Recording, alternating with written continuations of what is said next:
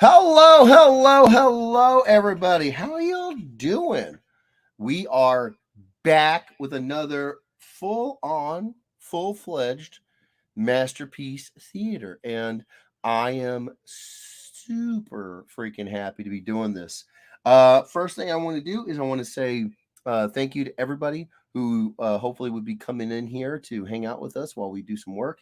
Um, I know that my schedule has been a little goofy. Today was especially goofy. Um, it's not really my place to go too far into details about what happened. If the people want it to be known, they'll let it be known. But suffice it to say, I spent the majority of the day in an ER in a hospital room in a hospital, and it was not JJ, although JJ did give us quite the scare. He woke up and he had 101 plus degree fever, but we gave him some Motrin and it broke, and he has been doing amazing all day. In fact, his midday nap, which is usually 2.5, 3 hours, the boy was sleeping for 4 hours, and Kim still had to wake him up. So that's really, really good for him. That's really, really good for him. I've always been this way since football, since martial arts, since all this stuff. When you sleep, you heal, you grow. He agrees. Um, and so sleeping for him, especially with all the stuff that he's dealing with, is a real litmus test to know how good he's feeling. If he's sleeping through the night good, that boy that boy's smiling from ear to ear all day. And he slept really good last night, and then he had a huge nap today. So he gave us a bit of a scare, but it was not him. It was another member of my family. And again, um, I'm not going to go into it too deep because I don't know if they want everybody on the internet knowing. But long story short, everybody's okay. It was a rough go, and it's just going to be a little bit of rest and a little bit of medicine and some painkillers to help them get through this. Um, Maybe not even a week. Hopefully, not even a week. So that is why I've been so late tonight. I had to get home. I had to help with JJ. I had to eat dinner. I had to get him right, get Kim right. Then I got to get going on setting up the stream, and my camera. You might notice it's at a little bit of a different angle. Um, Maybe you don't notice. It's not really all that different. But my camera wanted to give me fits, and I actually was sitting here going, "Oh, I got to go buy me a new webcam." I was getting kind of frustrated, but turns out we're okay. I will ask though that if we do lose a signal on this camera tonight, somebody in the comments, please, please, please let me know, and I will try to get it back. You may also notice that the desk appears higher. It is. So this is a sit stand desk, and I have a crank underneath here, and I can crank higher or lower.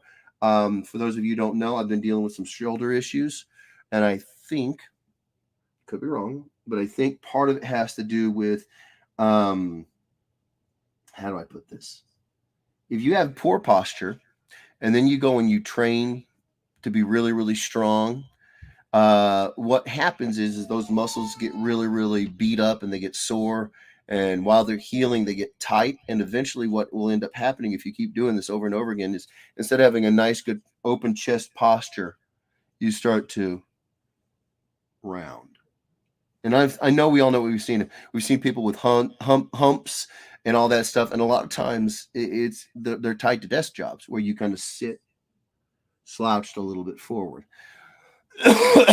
I may not be standing using my sit stand desk, but I elevated in an attempt to make sure that I have to stay chest up, shoulders back. Now more than ever, you hit 40 and it hits back.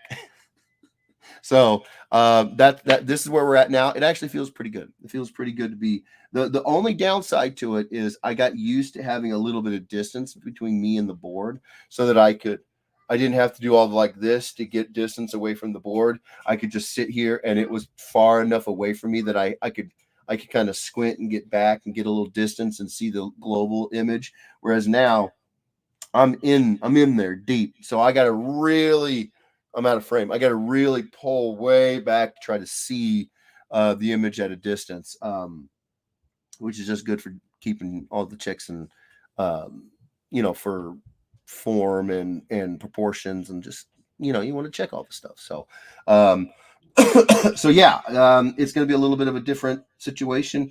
For those of you guys who don't know, I actually used to stand. I have my original desk still mounted to my wall. I used to stand and draw against a flat wall. Um, yeah, that was a bit too much.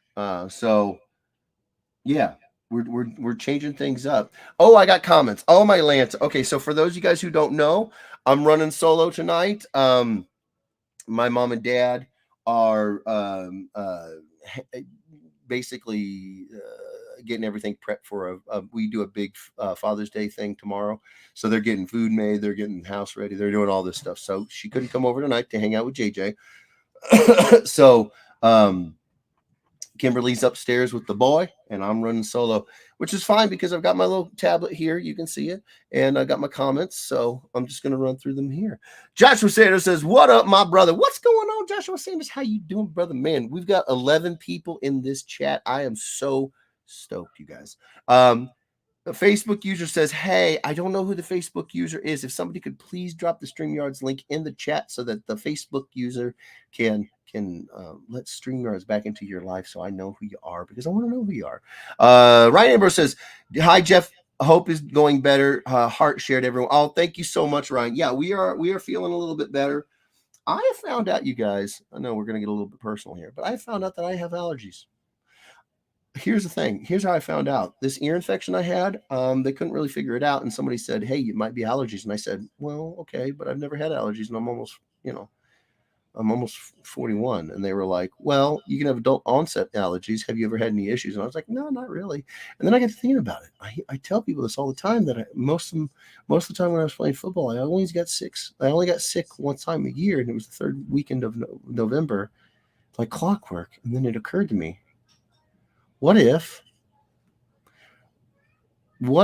that is just the very last that my body had in fighting off feeling like crap for allergy season? And so Kimberly was like, "You know what? We got Zyrtec. Take one a day, see if it doesn't help." I'd say about 2 pills into it, 2 days into it, I was breathing better than I have since junior high. So I think I have allergies. And then I started looking into what I might actually have, and sinusitis, allergies, all that produces a sore throat and an itchy throat. So you might hear me coughing, but I genuinely think I just have allergies because I feel good. I feel fine. So we're feeling better, brother. Thank you for asking. We're learning a lot. I'm learning I might have allergies. Yeah, weird, right? Glad to hear JJ's doing good. Yes, thank you so much, Josh. He's doing good. He's up there. He's having a good time. He's gonna have a mama put down tonight, and then yeah, we're doing all right. Todd Irwin says, "Hello, Edwardians. Long time. Hope all are well, especially little JJ." Well, he ain't so little. He weighed in at 38 pounds, you guys. 35 inches long, 38 pounds, and he's 20 months old. Todd, I think he could kick your butt. Like, he is an absolute wrecking machine. He's a huge kid. But he is doing better. Thank you, Todd. Again, Facebook user. I don't know if it's the same one, but I got Facebook user on my end. I'm so sorry. I'm so sorry. But he says, "Hi, Ryan," or she. I don't know. Todd says, "Jeff, did you see those Chief Super Bowl rings they got the other day?" Brother, I have been unable to get anything fun outside. Well, I enjoy my art, but a fun time for a while now. No, I would love to see them, but no, I haven't had a chance to. Like today was supposed to be a little bit of a chill day. I'd work on the deck and then we'd do the stream, and the hits just keep coming. Like I said, I spent most of the day in an ER. So no, I haven't seen them, bro. Are they gorgeous? They better be gorgeous. Terry Jeffrey says, "What's up, Jeff? What's going on, Terry? How you doing, brother, man? We have 8 people in here. Nice." Ryan Ambrose says, "Hope you guys are doing well. We're getting there, buddy. We're getting there." Rob White says, "I am here. All might. Nice. Freaking love you, bro." Sonny Patel says, "Hey, what's going on, Sonny? How you doing, brother?" Andre Lemos says, "Hola, el jefe. Hola, mi amigo. ¿Cómo está?" Todd Irwin says, "I have a Veridesk at work so I can stand whilst working, but sadly my back's gotten so bad that just standing for more than 20 minutes becomes excruciating, and I haven't been able to stand while working. Even though my current daily work life is standing, but not doing art, which pisses me off." Yeah, the thing about it is that I've done a lot of jobs, and I can tell you right now that doing art as an entrepreneur is a sneakily hard job to do.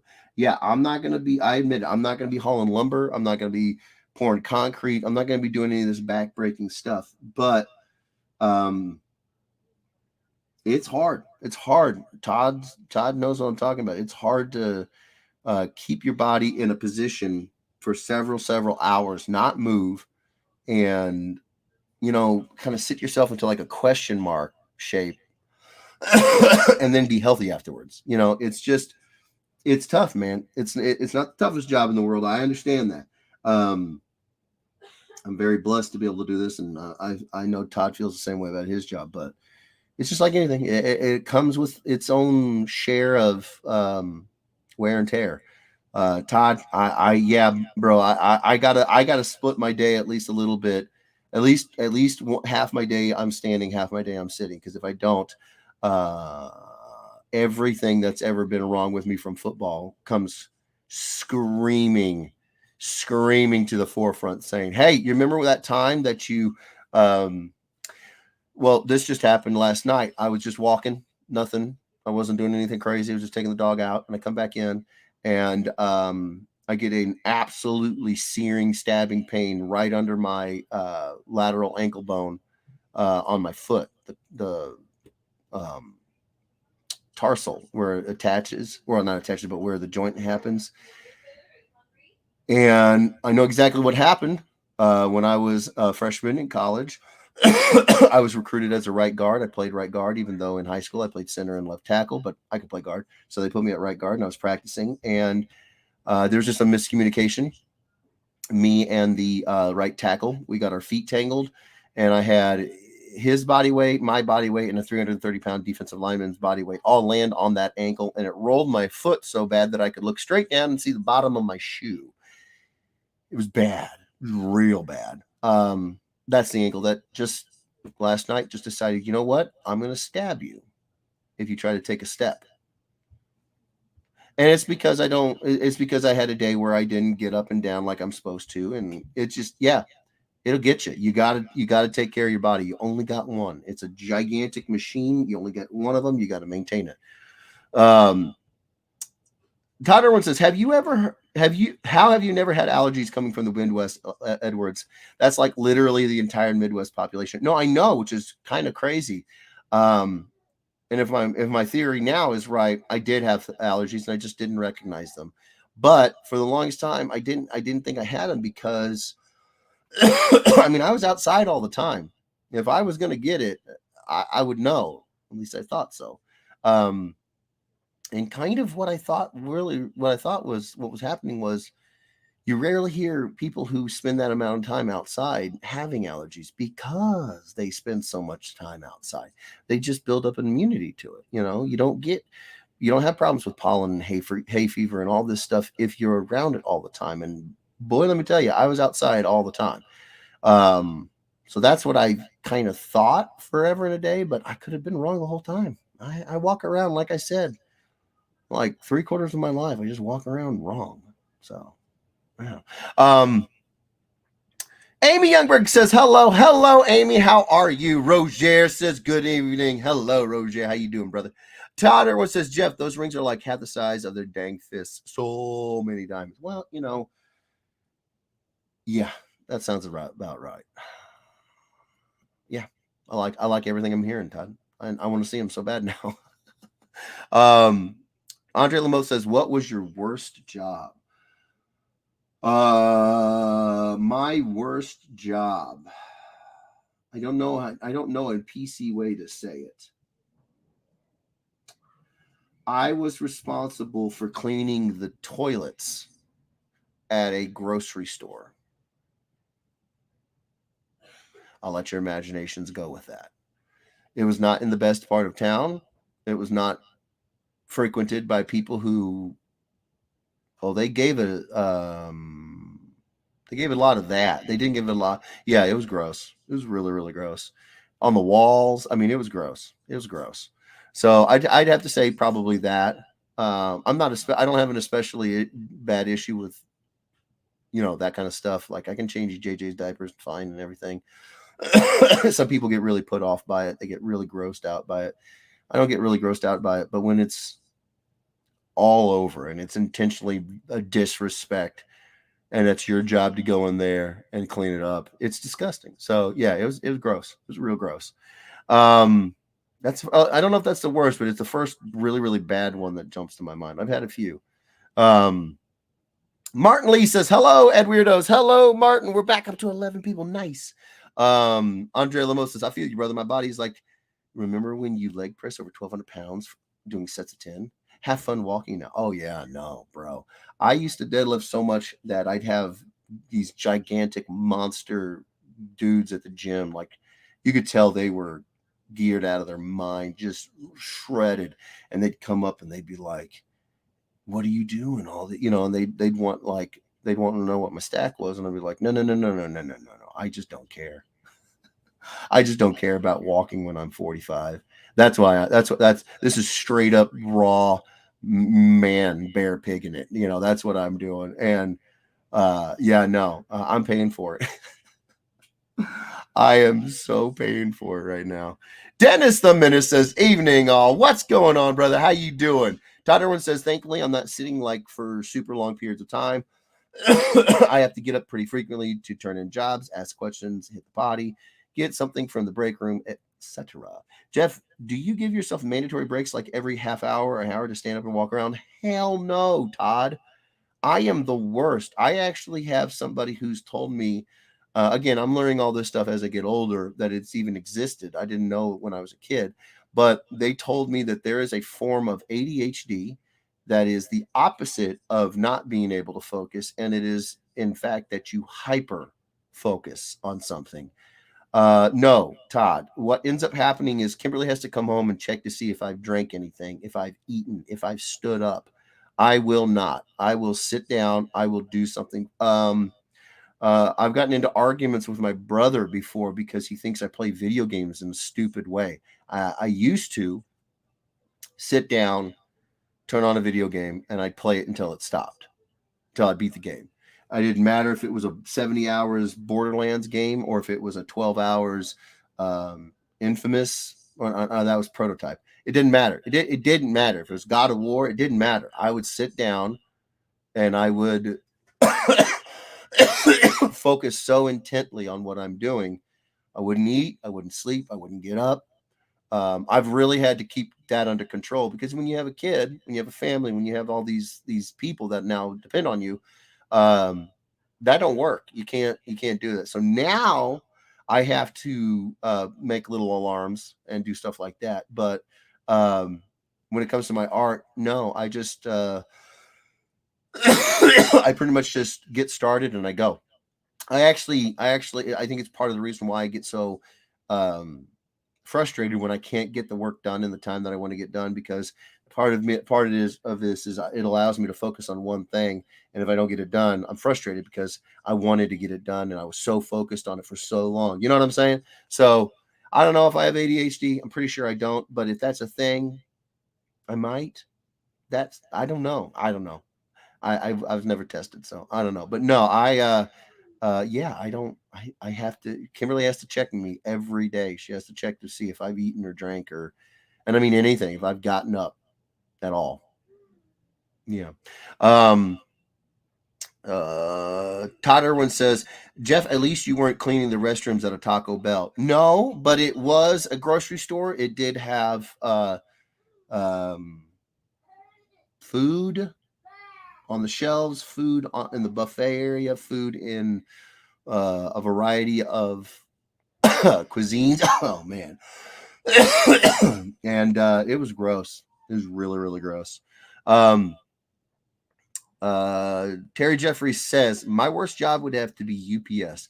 I stuck it out for about 9 years. The shipping business is go, go, go all day with no stopping. Yeah, I got people that I know that are that work at Amazon, and it's exact same thing. They've only just now gotten to a promotion where they don't have to make 80 something deliveries a day. 80. It's ridiculous. You know, they do like a handful, but they have to drive several hours to the destinations, and that's a lot better on them. But yeah, no, yeah, Terry, it's rough. Doug Moore says, "Hey, buddy, what's going on, Douglas? How you doing, brother?" Todd Irwin says, "Jeff, yep. One thing that many don't know about ADHD is that people with it usually have one thing that they will hyper focus on. Mine happens to be art. When I'm doing that, I will almost zone out and be focusing only on that. Yeah, that's exactly what I do. Otherwise, I'm distracted 100% of the time. My ADHD is so bad. Well, I'm one of those people that I grew up hearing everybody and their mom say, oh, I have ADD, I have ADHD, I have OCD. And 99.99% of the time, no, they didn't. They were a little neurotic about something. Um, I always kind of say, if you tested, the tests show that you have those things, then sure, yeah, you're dealing with some stuff for real. I was never tested, so I can't really say if I was or not. So, yeah. Andre Lemo says, "Be careful. That's how I got my blood clot sitting at my desk for too many hours." Yeah, no. I know. Like I said, I have to set myself alarms now, um, because I realize, you know, I'm not getting any younger, and I usually try to match them up with stuff that I need to do in the day, like eat lunch, stuff like that. So yeah. Hold on one second, you guys. I gotta do it. I gotta do it. Hold on. You're gonna hear me, but you won't see me. If they are allergies, at the very least, it just makes me a little bit of a runny nose and a lot of coughing. I think they call it a post nasal drip. That's really gross. I'm gonna stop talking about that. Okay, what are we working on? Well, we haven't hit 30 people. So I'm going to do a remark here because this will count as my sketcher size. I'm kind of trying to try some new stuff in terms of what I'm going to do on the channel, because I think you guys like seeing certain things. I don't know. I'm guessing here. This was a remark that Dan sent me. He asked for Ronin in black and white with red eyes goggles on. So instead of a sketcher size, and the other reason why I'm not doing a sketcher size right now is because I genuinely don't know when the next time I'm going to be able to do an art auction is. With everything going on right now, it has really made it to where I need to be straight up with myself and say, okay, what can I handle right now? And again, like I said, with all these changes to our lifestyle, we're learning. We're experimenting, finding out what we can handle now because just when you think everything's getting better, everything's getting kind of cool, kind of calm. Nope. Don't try to do all that extra stuff because you're going to spend all day with him up there having a seizure or something. So I'm kind of just figuring it out, and I don't want to keep making sketcher sizes when I only just now got them done and sent out. I don't want to keep doing stuff that's only going to continue to pile up over there because I'm not done with my commissions. You know what I'm saying? I don't want to keep doing that. Whereas this, I can do this. I can take this to a show, maybe sell it. And we're still having fun. We're still hanging out and we're still doing art.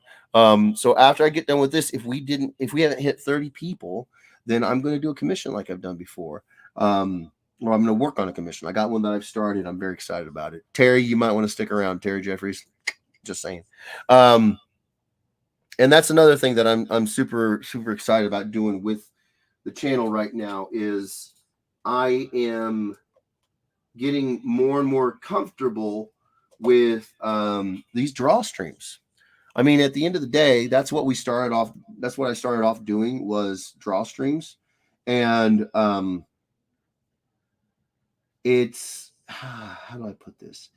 It's deceptive just how much productivity you have when you just sit down and draw with some folks that you love hanging out with. It's like I don't even know how to explain it properly. I love doing the mashups. I want to hit 30. But if I'm not going to do mashups because we don't hit 30 people, no worries. No worries. We're going to hang out here and I'm going to work on commissions. And I sit there and I say to myself, look, that's fantastic because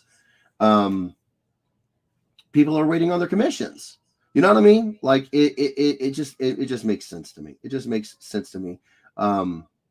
So yeah, so that's what we're doing. I'm gonna kind of get loosened up here. I'm gonna get warmed up with a little bit of Ronin action here, and then we're gonna hop right into.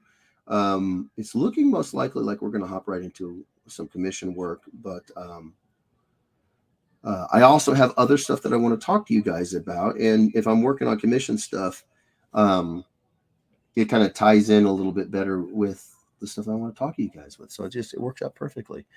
Terry Jeffrey says, not going anywhere. I love you, brother. Thank you so much. That book looks a lot like the one I got signed by you and Eastman. This guy, this guy. I can see the resemblance, brother. I can't. Okay, so you guys, I want to know what is your guys' priority? And I need you guys to be brutally honest with me. I know that those who have met me in at the shows, you guys know, but some of you haven't met me. So let me just put this out there right now. You are not gonna hurt my feelings.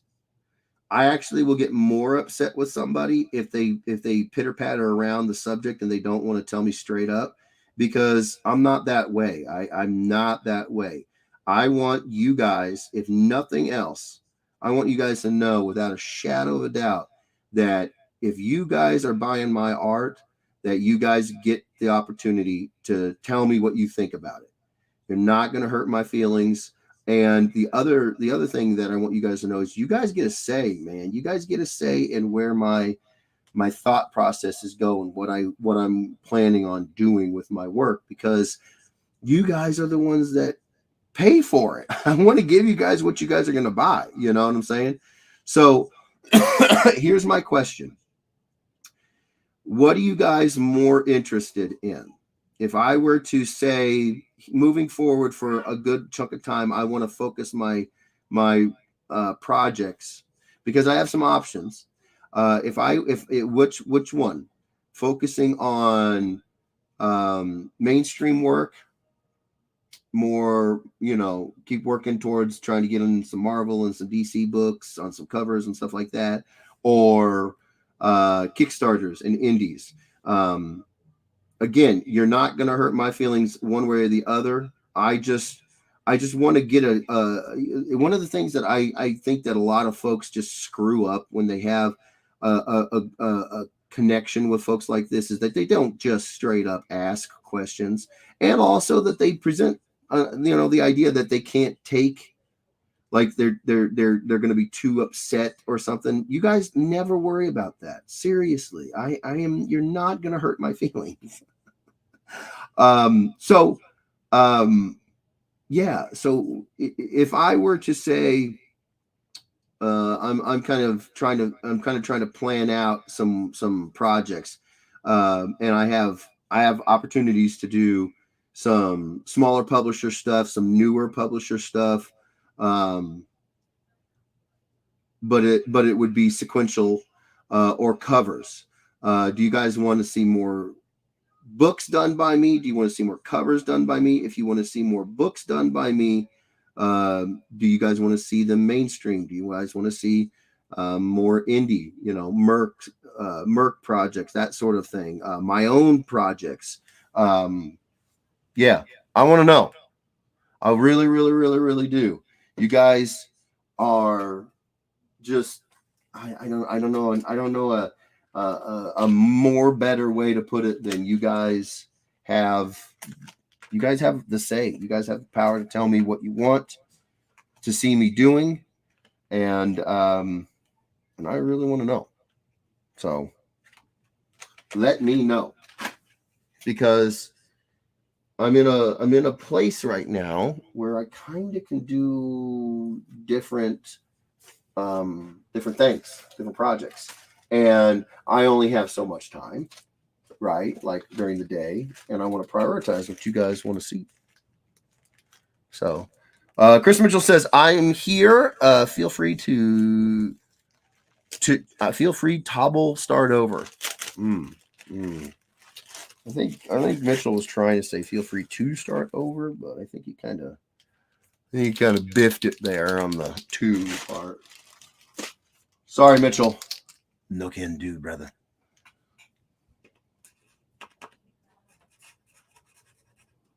Okay, so we're gonna do a little something like that. And then we're gonna do a little something like that.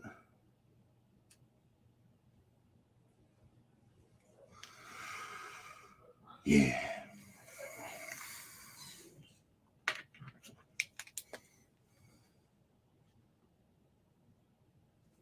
Come on now, Black. Work with me. Be good to me. I shake y'all. Shake my mouth. There we go.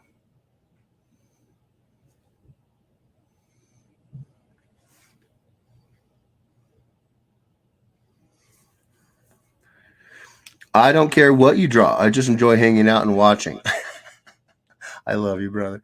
Todd says, I'd like to see that Jeff created project you were talking about starting up. Kickstarter, Master Squats, Volume 235, lol. Nice. Okay. All right. So Todd's vote is heavily in favor of my own projects, including the Master Squat and the Sketchercise books. Awesome. Awesome. Okay. All right. All right. All right. Andre's pretty chill about it all. He's like, you draw, I'm good. I'm like, okay, bro, okay.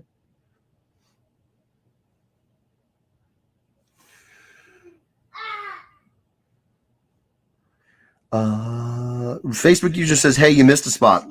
I know. I do that. I gotta work on that. Thanks for pointing it out, brother. Ray asked, did you catch Cross Spider Verse for potential commission ideas? Okay, who is this asking me for, Ray? Who is this? Is this actually Ray? And that's why I need help. No, I have not seen Spider Verse with JJ's seizures and whatnot. It has been it has been very difficult. As a matter of fact, the night that JJ had his last seizure was the first time since December that Kimberly and I were going to go out on a date and watch a movie. And it was not going to be Spider Verse, but it might it might be on our rain check. We might end up going with Spider Verse now because the movie we were going to see. I don't think it's going to be in theaters very long. So. And yes, I really, really, really want to see it. If anybody is wondering, yes, I really, really stinking want to see Spider Verse. I know nothing about this new storyline, not storyline. This next chapter, other than my dude Miguel is in there. I'm more curious than anything to find out what his workout program is, because if anybody didn't know, go watch the first one, and his little cameo is little and in a very serious way, because he is pretty normal size. And from all I follow the art, not the art, the character designer for the movie. And as soon as Chris put up the images for Miguel for the new one, I was like, holy crap, he is yoked. like like that is a big Miguel. Not like the one we're used to around here, but that is a big Miguel. And now I kind of want to know, like, what what is he doing? What's his training program? Because he's huge. But no, I really do want to see it really bad. Um, Chris Mitchell says, oh wait, no.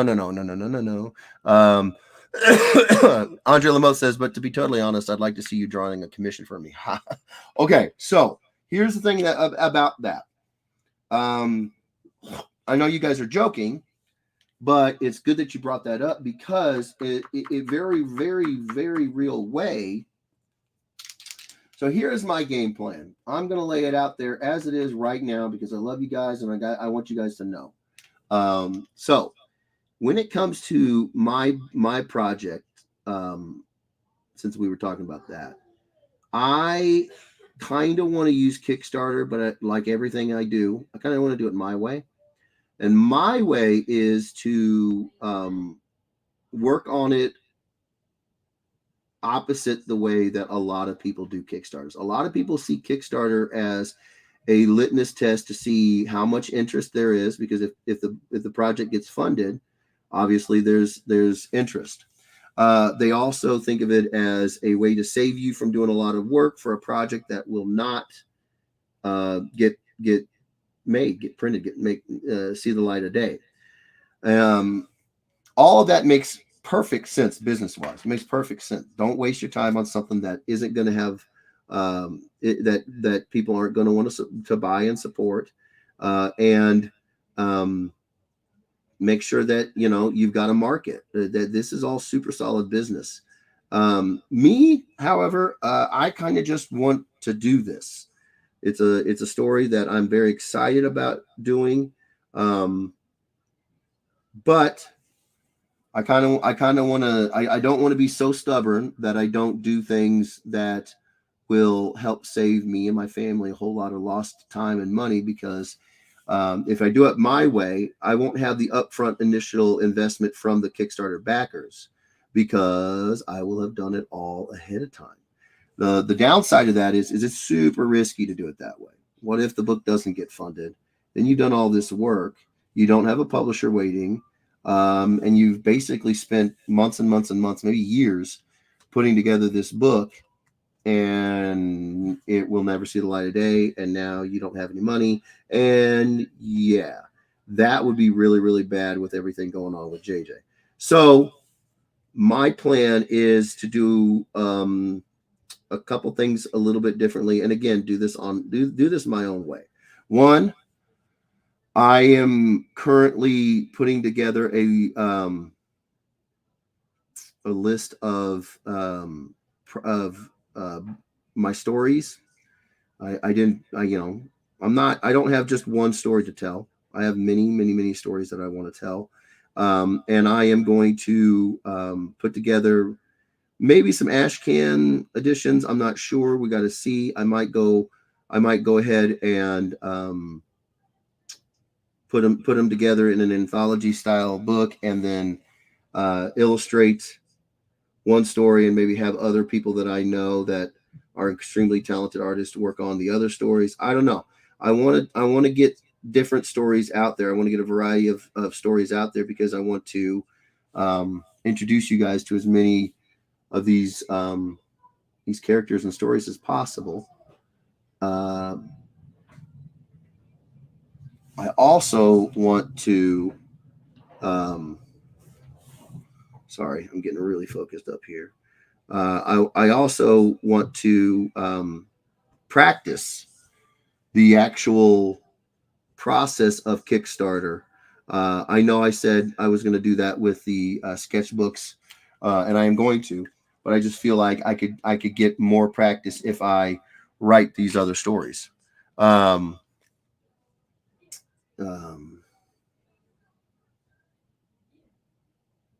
on, let me. Got to get a little glow going on there. So that's my game plan as of right now. I want to write, and they're going to be regular comic books. I'm very much inspired by. I love these. I love these books. Let me talk to you guys right quick while this is drying. I loved the Image First books. If you guys don't know what I'm talking about, they were anthologies of, I want to say, 5 pages ish of the first issue of a bunch of different image books that were going to get released soon. So you could buy this anthology and it'd be like 5 pages of Low, 5 pages of Copperhead, 5 pages of Descender, 5 pages, or was Ascender at the time? I can't remember, but it would be little introductory stories, or really more like the introduction to each story, and they would compile it into an anthology. I'm thinking about doing something like that, except for instead of just the introductory few pages for each first issue, these would be episodic stories about each one of these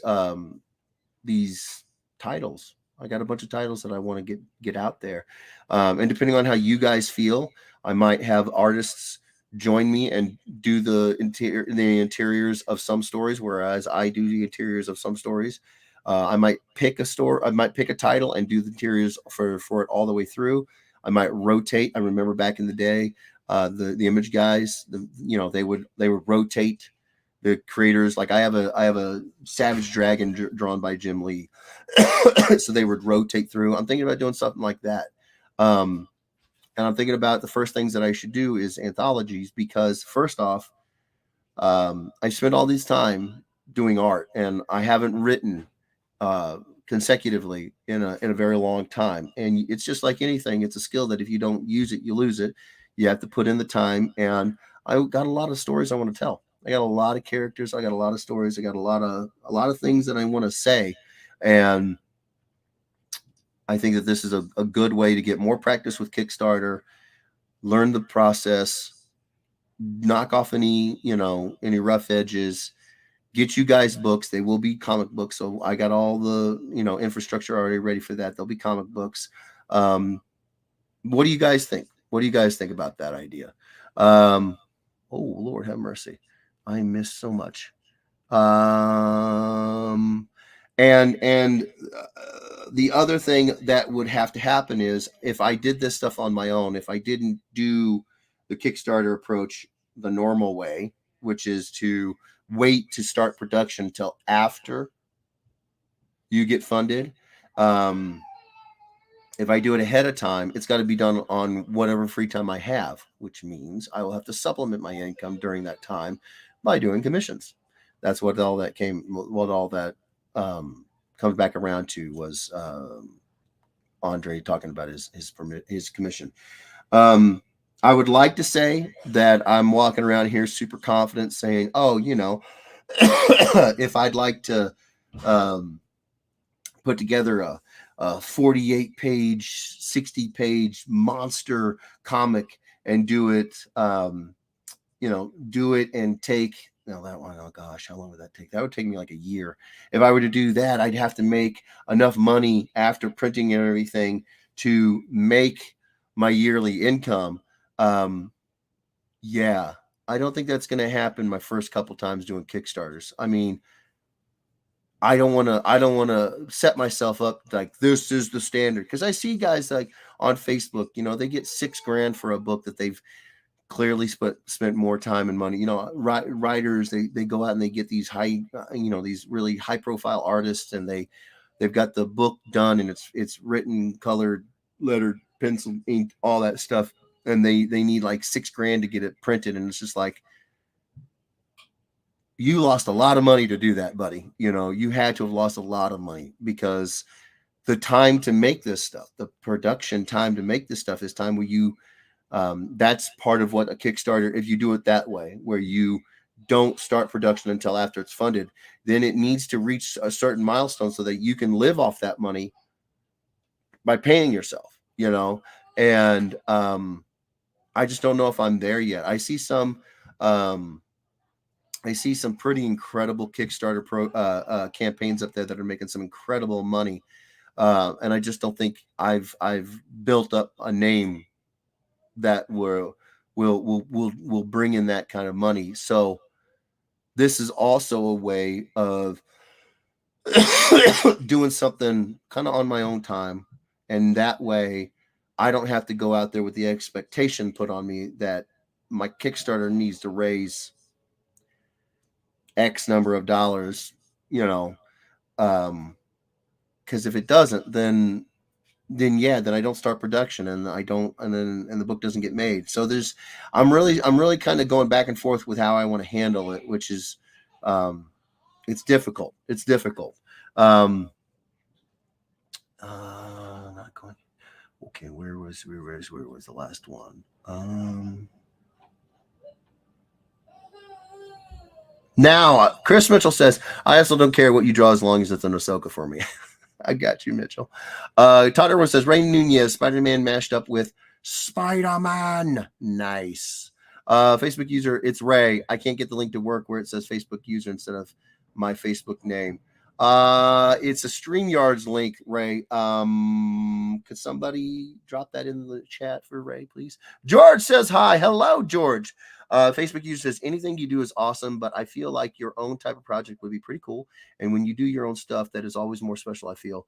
But always love the mainstream work, Marvel, DC. I appreciate that. Okay, I'm starting to see a trend. You guys want to see me do my own stuff, and you know, I am totally down for that. I really, really am. I'm excited about it. I just, it requires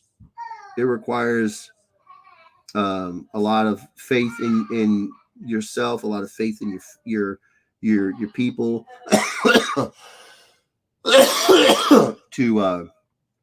to support it, and I've always had a hard time with just kind of getting, some folks, it almost feels like they're really, really comfortable, like they're really, really good at just kind of like, my fans will take care of it, and I've never been able to just kind of be that confident. And it's not your guys' fault, it's nothing you did. I don't ever want to take you guys for granted, really, is what it is. And not that saying that those artists are, but I don't know, it's this weird place in my head. It really is.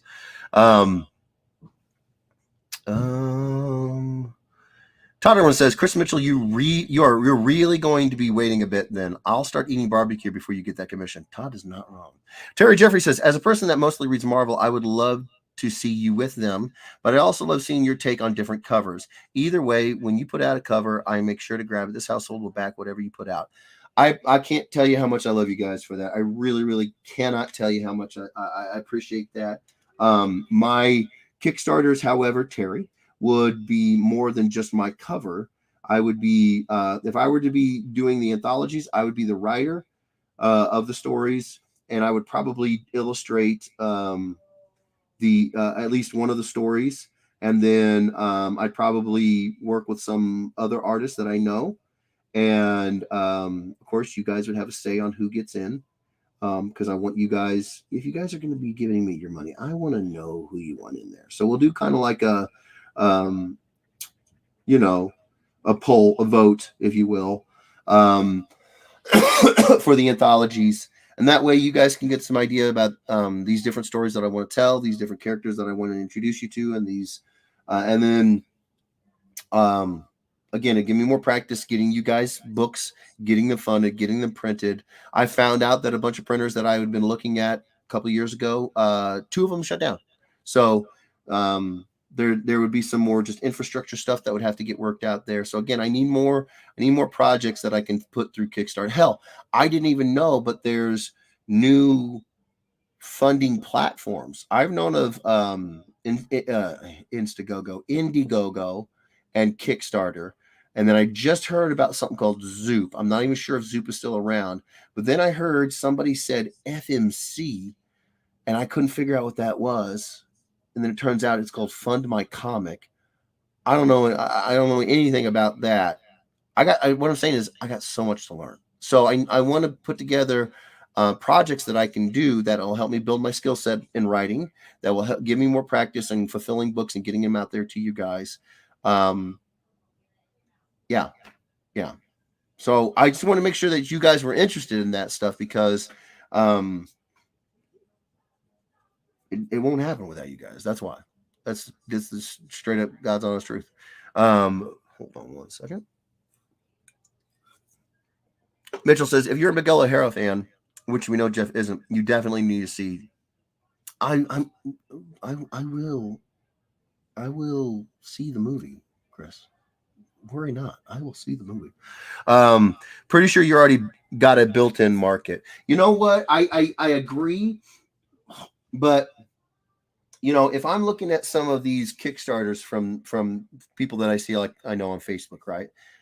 You know, they're trying to get like $6,000 for their Kickstarter. That's a lot of money. But when you think about how much it costed that person who's the writer to write the book, to pay an artist to pencil and ink the book. Maybe they got an artist who did both, or maybe not. Maybe they had to pay a separate penciler and inker to color the book, a letterer.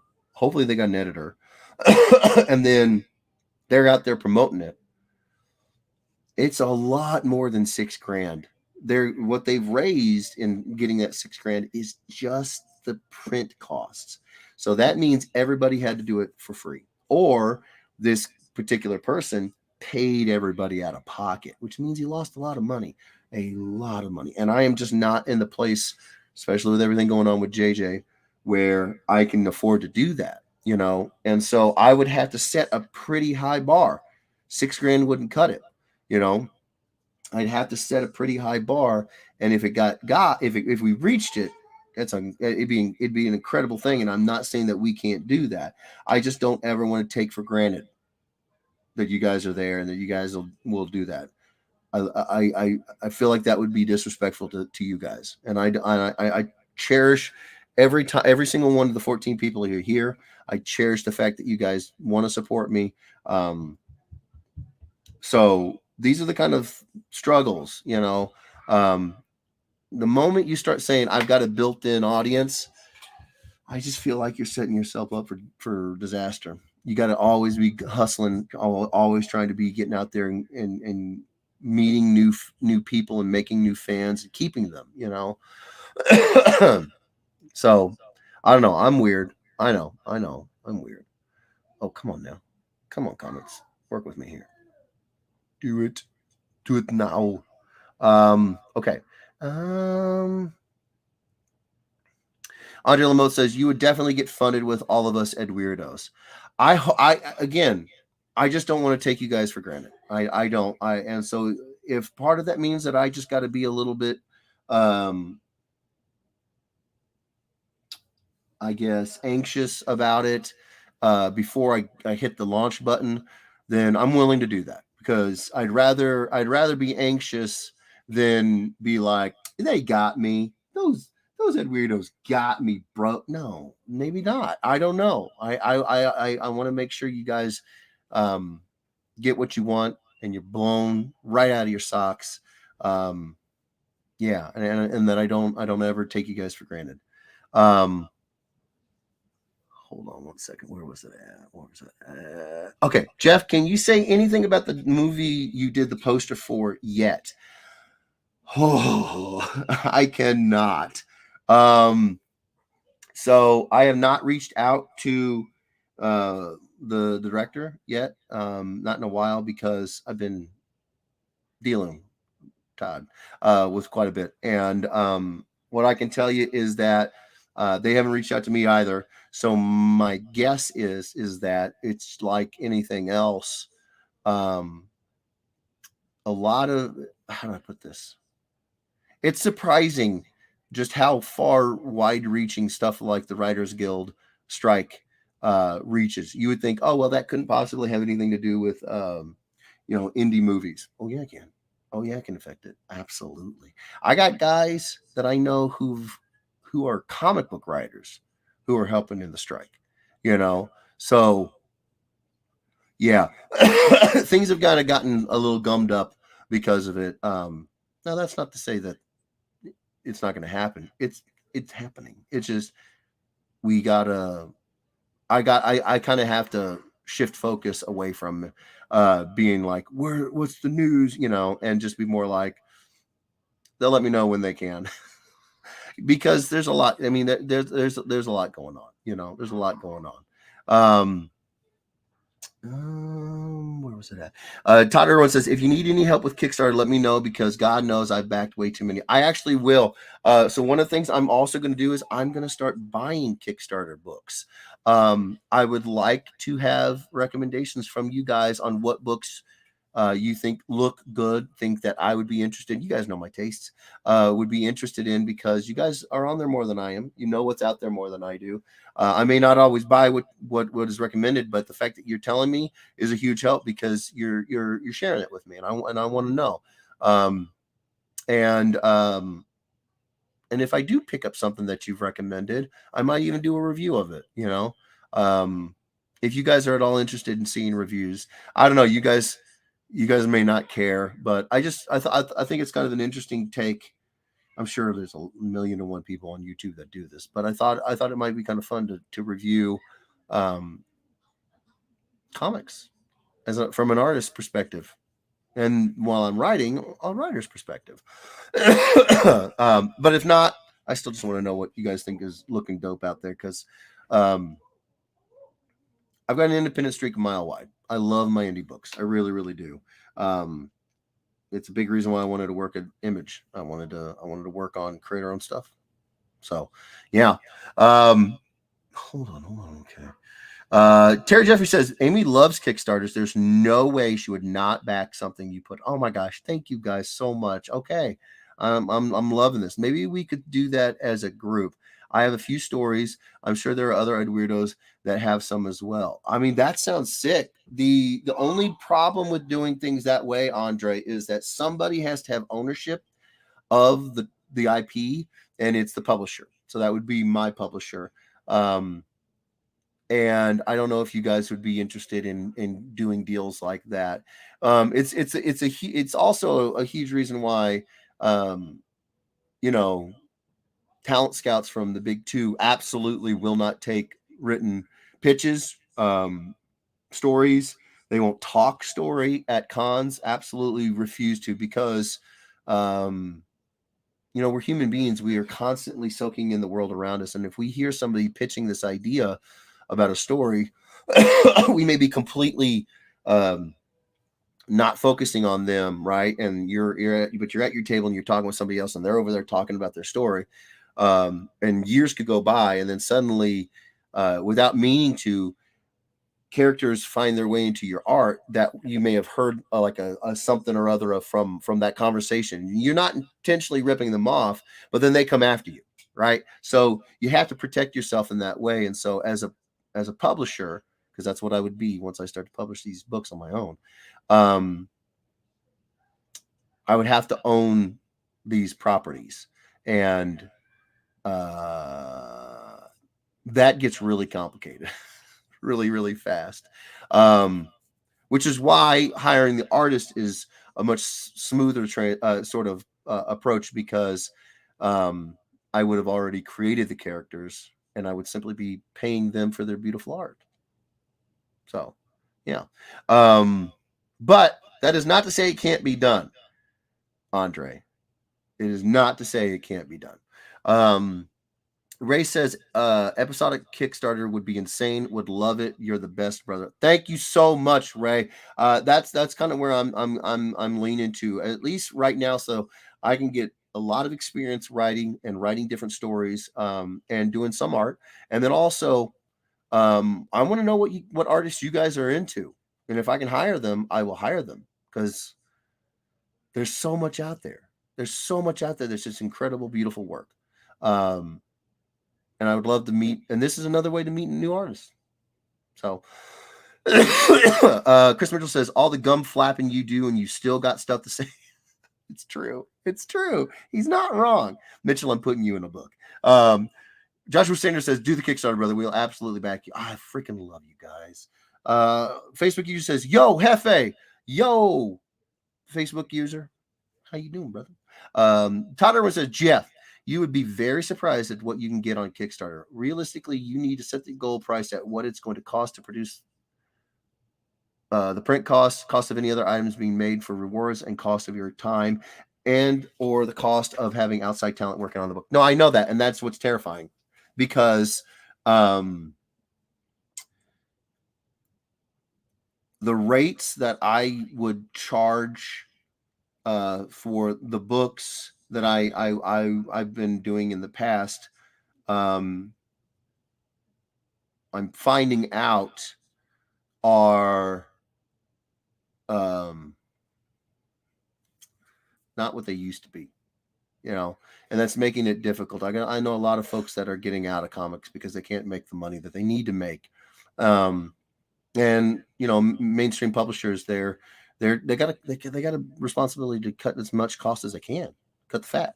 So when they can go to artists who can get paid much cheaper because maybe they live in a different country or something like that, that makes it, you know, that makes it better business for them. And I get that, but I can't go to another country and live there. I live here, and I gotta make the money. And so um, it's terrifying to ask for that kind of money. It really, really, really is.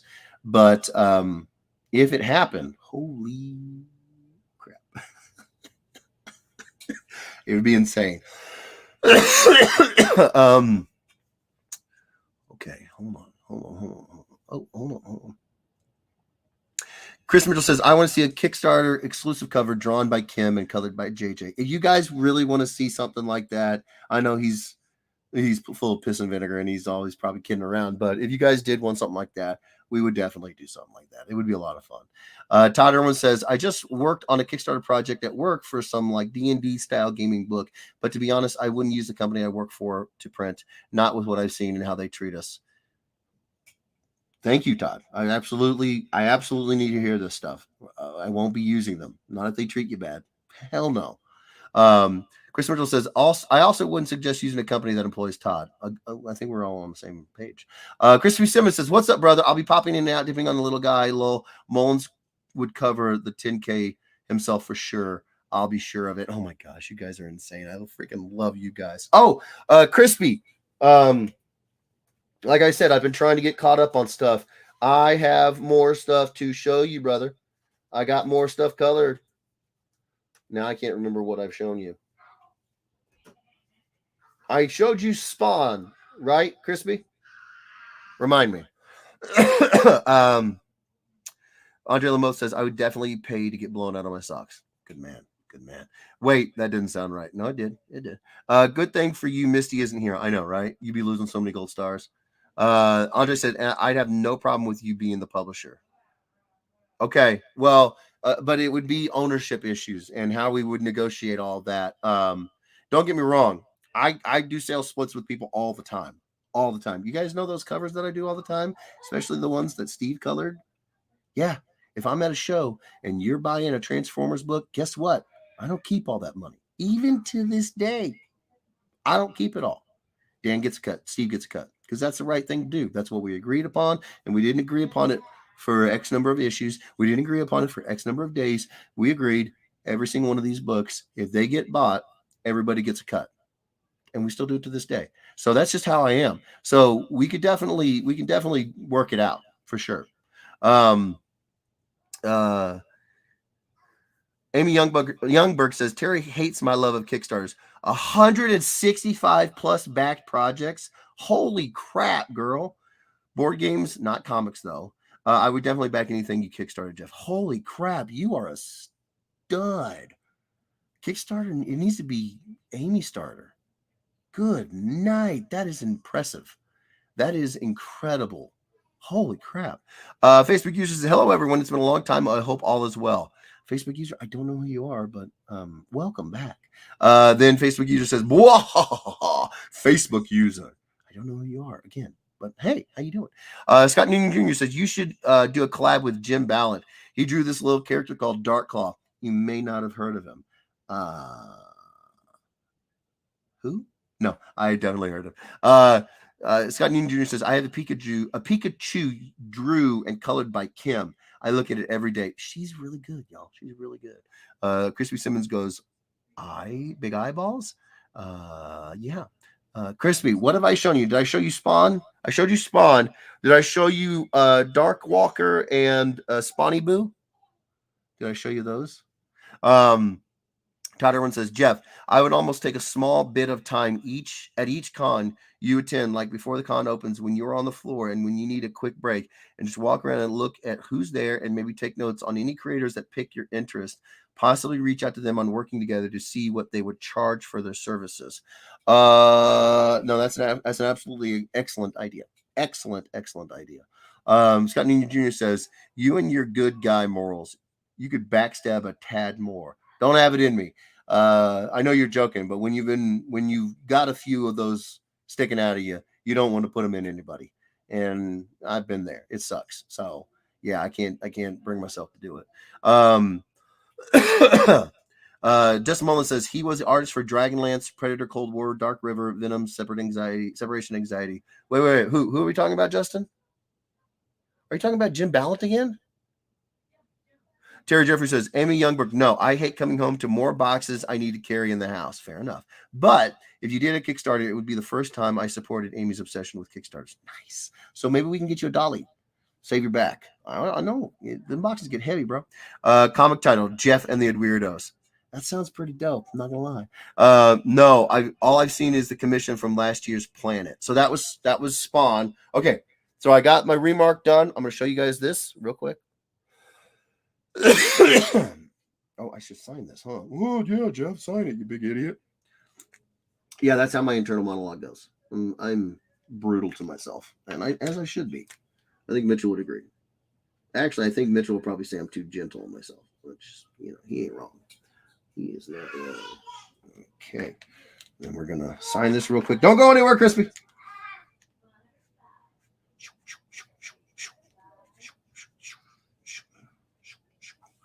Okay.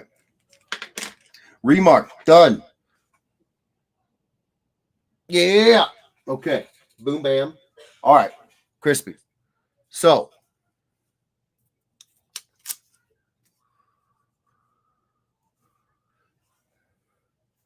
Spotty Boo. Done, bro. Done. So I went with the first iteration of Spawn's suit. But I kind of flipped colors. He's mostly pink, so I had to decide, okay, what color on Spawn takes up the most real estate, and it was black. I said, okay, well, if I swap pink for black, then I got to swap these other colors, because if he's pink here and then he has white and red, that could work.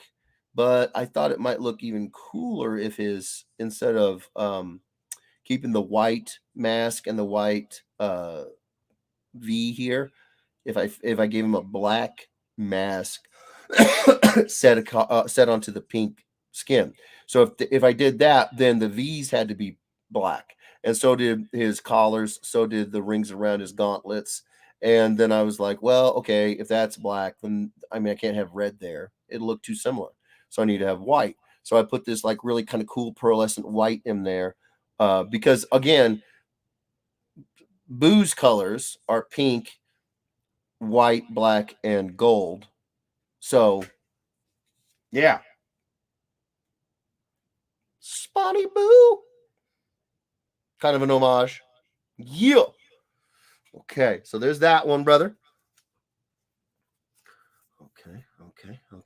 Okay. And now, I think this is the last one for you, buddy. I think so.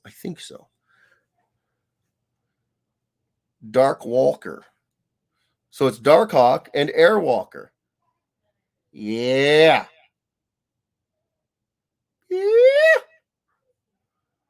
Boom. Airwalker had mostly red with some sweet gold and like white. And I was just like, I can put little accents of gold in here, but I wanted to keep him mostly red and white, because I knew instead of Darkhawk's glider wings, I wanted to turn them into these flaming wings. So we'd get the goldish in there. So yeah, Dark Walker. Hold on. hold on. Okay. Mullen says, "Oh, you missed the first part of my comment." I did. Can you hit me with it again, brother? Because I think too many have cycled. I can't go back. Scott Newton Jr. says, "Dope." Thank you, brother. Crispy Simmons says, "Holy crap, bro! I freaking love that." Oh, nice. That's fantastic. Mitchell said, "No, I'm sorry." Lamoth says, "I was going to say that I think Mitchell is your internal voice. It's pretty close." Then Mitchell says, "Spoon." Oh, I do like that. Facebook user says consonant V's. Indeed. Crispy Simmons says, dude, that looks even better than the original Boo. Well, I'm glad you dig it, brother. Alex Campbell says, is his name Spoo? I kind of want to call him Spoo now. Todd Irwin says, I had to go to Kickstarter to see, but I've backed 97. Good God in heaven, you guys are incredible. But almost a dozen Indiegogos. Oh, so you like Indiegogos as well. That's good information to have. Facebook user says, who? So this is Darkhawk and Airwalker, or Darkwalker. And this one is, hold on, is Spawn and Boo. Majin Buu. I don't know if he's Majin Buu. No, he's not Majin Buu. He's just Boo. Kid Boo. Spawny Boo. Boom bam. Crispy. They're done, brother. They are done. JJ's excited about it. Very excited about it. Okay. Mullen says, that's a sweet book. Thank you, brother. Appreciate it. Crispy Simmons says, hell yeah, that's awesome. So glad I had you color them, brother. Those are sick. Thank you, brother. Oh, thank you so much. I'm so glad you dig it, bro. I'm so glad. Terry Jeffrey says, that's awesome. Well, thank you. Facebook user says, Mwah! Facebook muser. Oh, nice. Todd Irwin says, those colors are tight like a tiger. Nice. Crispy says, can't wait for Fountain. Yeah, buddy. I'm so pumped, man. I'm so pumped about Fountain. Chris Mitchell says, Spawny Boo Boo. I like that. Okay. All right. So I'm pretty confident that we didn't hit 30 since we got 16. And I think that's the highest we've had all night. So I'm not going to do the mashup. I'm going to work on a commission. And yeah, I told Terry to stick around because it was Terry's. You guys okay with that? You guys want to see me work some more on Terry's commission? I'm pretty excited about it. I'm not gonna lie. Pretty excited about it. Would it matter to you guys if I told you what he's having me work on? I'm gonna tell you anyways. So Terry had got a hold of me at Planet, and he gave me his sketchy book here, and he wants me to do a Wolverine bust, and I said, okay, yes, I can do that. Thank you very much. And I asked him, did he have a specific costume? He told me the magic words, and I, yeah. Oh, wait. Whoa. Alex Campbell says, I like the firebender guy. Yeah. Dark Walker. He's pretty dope. The next Avatar. Nice. Terry says, I can't wait for Fountain either. It's going to be insane. Awesome. I'm so stoked. Justin Mullen says, between my dad and myself, we backed 2,200 games and books. Jeez. Oh, my. 20. Did you hit a typo? Did you mean 220? You didn't mean 2,200. Did you? Holy crap. The one I always suggest is Ron Randall's Trekker. He does it all himself. I'm looking to do as much of this as I can myself, and any of like the anthology stuff that I don't do. It's not that I can't do it. It's because if you guys see somebody that you want to see me do do the pages, I want to work with them. I love the idea of doing it myself. I really, really do. Facebook user says no what? Terry Jeffrey says hell yes, nice. And then Facebook user says no. Todd Irwin says, I'm just excited it's not a Chris Mitchell commission you're working on. Yeah, no, it wouldn't happen. Chris Mitchell says, is his commission an Ahsoka for me? Then I'll pass. If no, then I'll pass. It's not for you, Chris. Terry Jeffries, I was just looking at the guest list for that.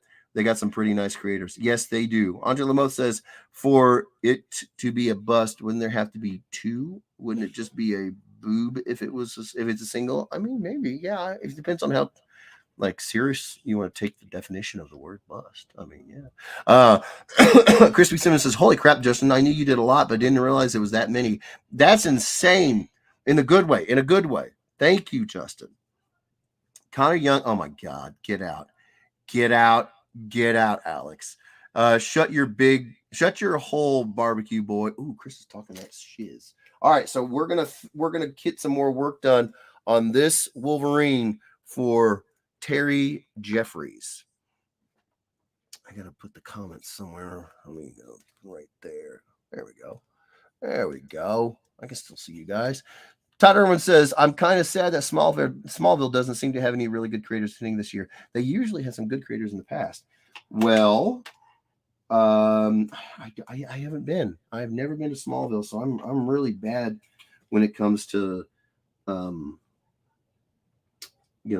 it comes to the knowing what the show had. I know you talked about it a lot, Todd. I know you really dig that show. So Terry, I hope you like what I've got so far, brother. Feel free to let me know, rip it apart. I mean, I'm inking, so I can't really make any changes, any major ones, but yeah, I hope you dig it. He like I said, he said the magic words, which were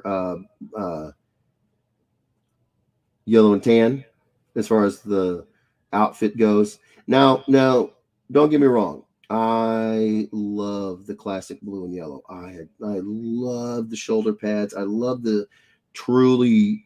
I don't care if it makes sense. It's the '90s comic design. I'm not making fun. I just that's the vibe I get from those designs back in the day, and I'm here for them. I make characters like that when I make up my own. However, with that being said, one of the things that really stood out for me when it comes to the the yellow and tan was this real shift to a very animalistic Wolverine. You know, it was, how do I put this? He had longer ears on the mask. His claws, which are supposed to be able to be housed in his forearms, were way too long to fit in the actual meat space of his forearms, the length of his forearms. It didn't matter. It didn't matter. It was not about all that. It was not about anything other than putting out this feeling. This, oh my gosh. I can't talk right now. It was about putting out this animalistic version of this character, and it really, I love. I've seen here recently some gorgeous statue depictions of this costume, and it's got the leather texture and the brown parts, and it's got like this cool carbon fiber spandex, whatever kind of texturing in the yellow. I mean, it's just like, yeah, you guys, whoever you are that made this, I think it might have been Sideshow or Hot Toys, I can't remember. It's like you guys get the intent for the spirit of the design. It doesn't have to make sense. And I should preface that this is coming from a guy who I actually do measure the claws whenever I draw Wolverine, most of the time, because that's just how my brain works. They're housed in his forearms, so that means his claws cannot be longer than his forearm bones, because if they were, they'd go past the joint, and then every time he bent his wrist, 3 claws would pop out. If they were longer back here, he wouldn't have them anywhere for the muscles, which are contracted to pull them in, and then the muscles on the base of the wrist that are contracted to extend them. There wouldn't be any room. I think about this sort of stuff, and most of the time, I think about this sort of stuff when it comes to this design. I don't know. It makes something happen in my brain where it just stops thinking about things like that and says, you know what? Could these claws fit in his forearm? No, they absolutely could not. Does it matter? No.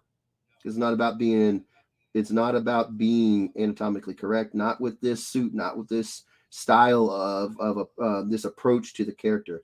This approach is about making this guy look like an absolute monster, an animalistic monster.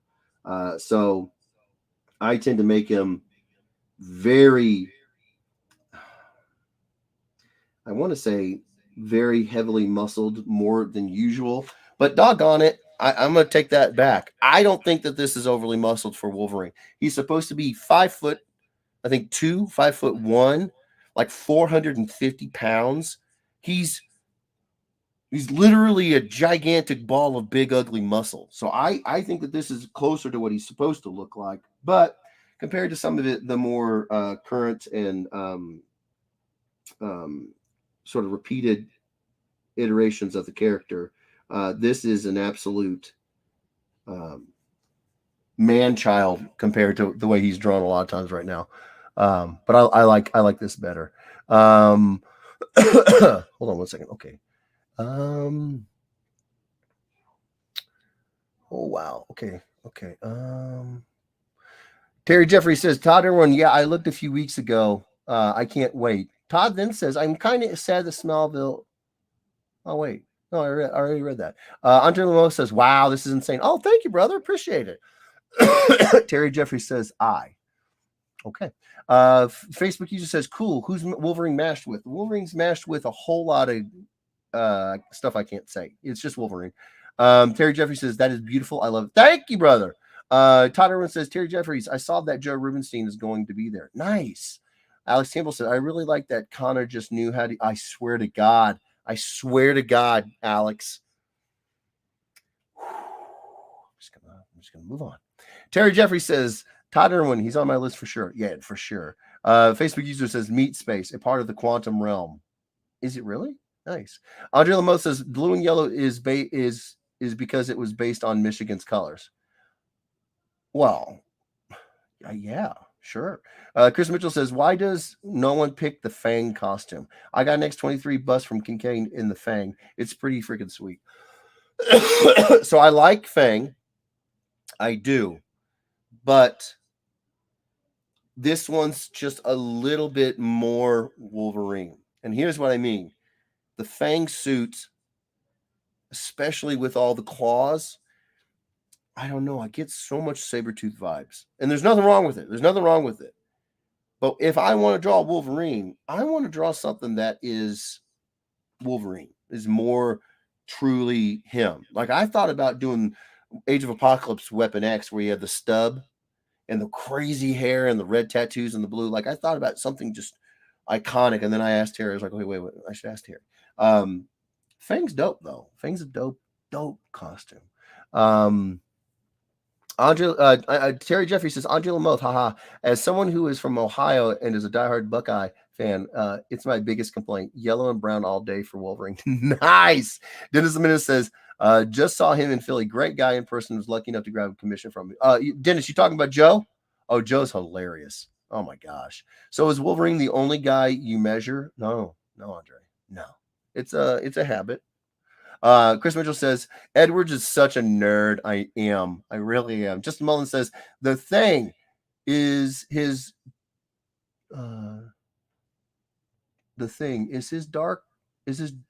dork made out of ore? I'm not sure. I would imagine it probably is there, Mullins. Chris Mitchell says, definitely the superior Darkhawk. All of you can just get out. Oh, you can just get out. Mullen says Mallrats quote. I've still not seen Mallrats.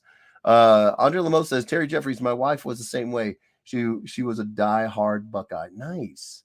Alex Campbell says need some Wolverine patch. Patch was sick.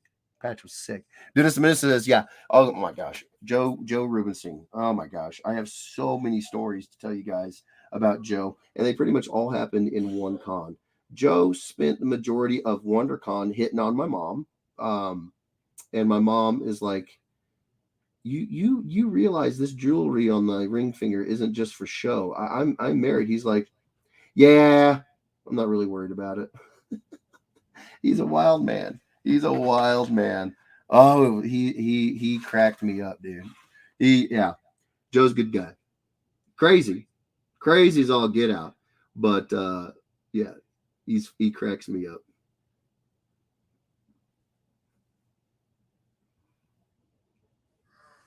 Wow.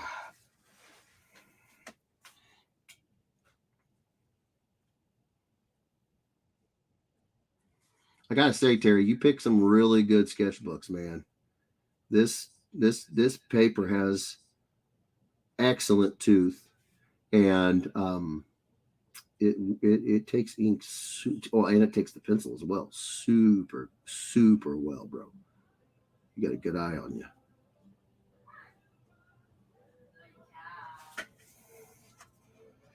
Okay.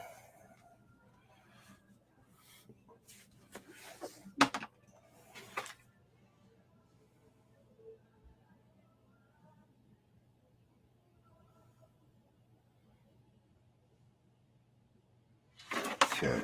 Now.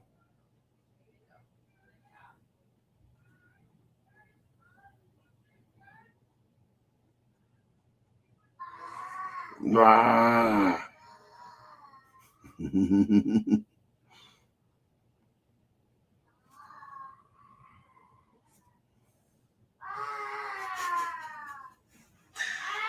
He's a wild man.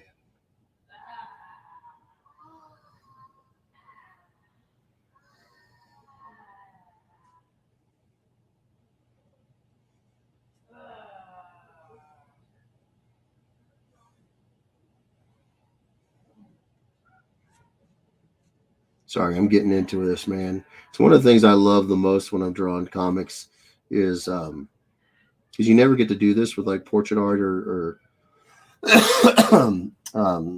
your typical sort of illustration jobs. You never get to draw these really like dynamic hands. You have to draw. You know, if you're drawing an illustration of some actor or something, you really have to nail their hands. And nobody's got big old lunch paw mitts like this. Lunch pail paws is what I meant to say, or mitts.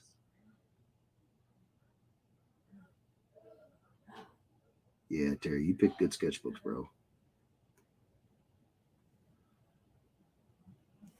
When you're not fighting the substrate, oh, it's a beautiful thing. It's a beautiful thing.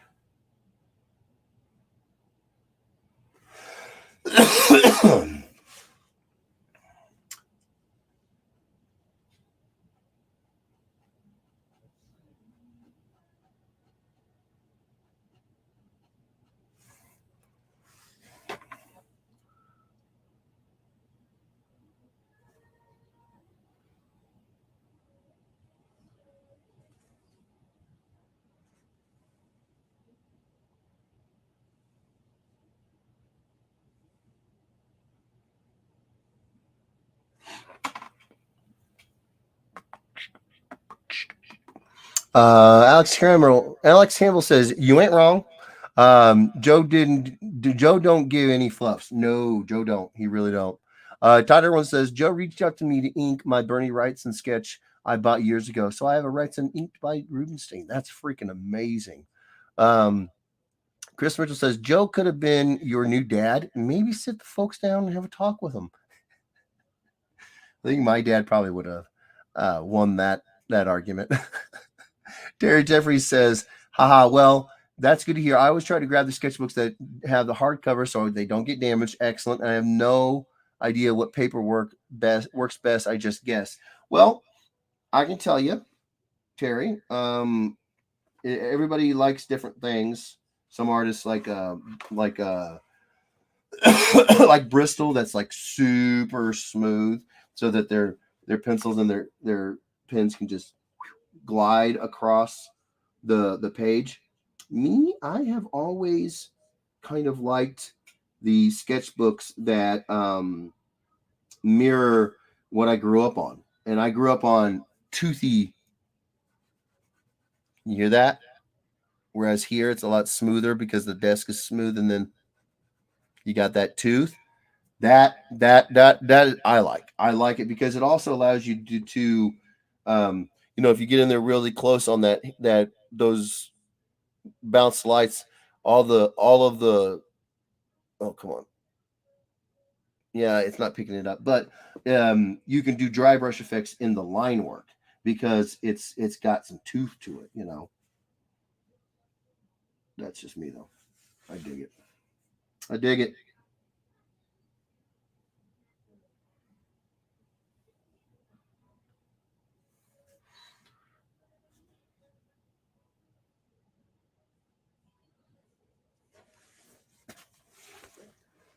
Yeah.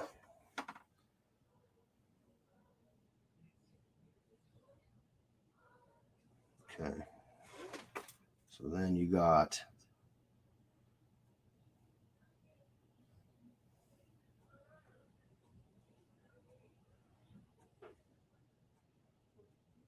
boom.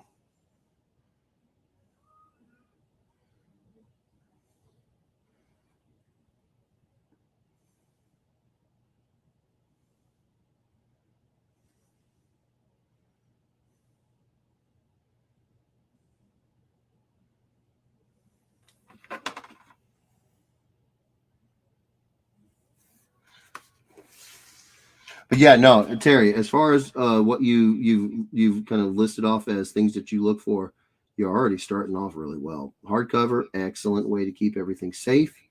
You know, um, and as far as the paper goes, yeah, if you just you can feel the tooth of the paper. You just crack that book open, run your hands across it, and if it's got a little bit of texture, a little bit of roughness, you're probably going to be pretty well set.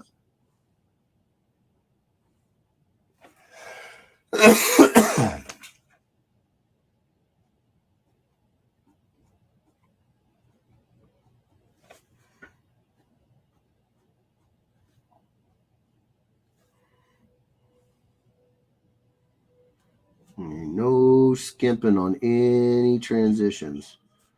I know that sometimes you'll see some hard transitions happen, and you can tell that it's a time thing as much as anything else. Not doing all that. I am making sure I get everything looking right.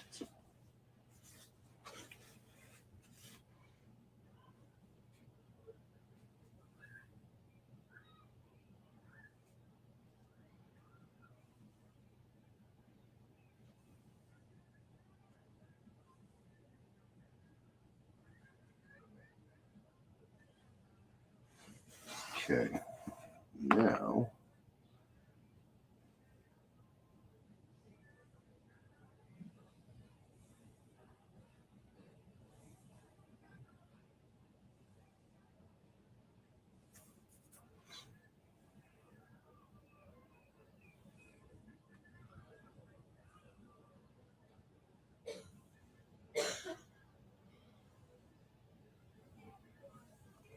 okay.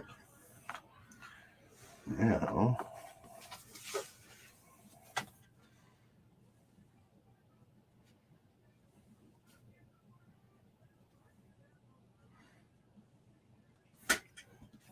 okay.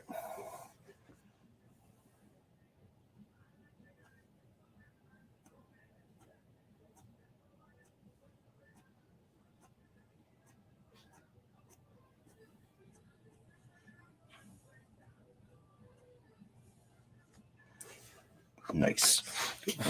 Oh, hold on one second.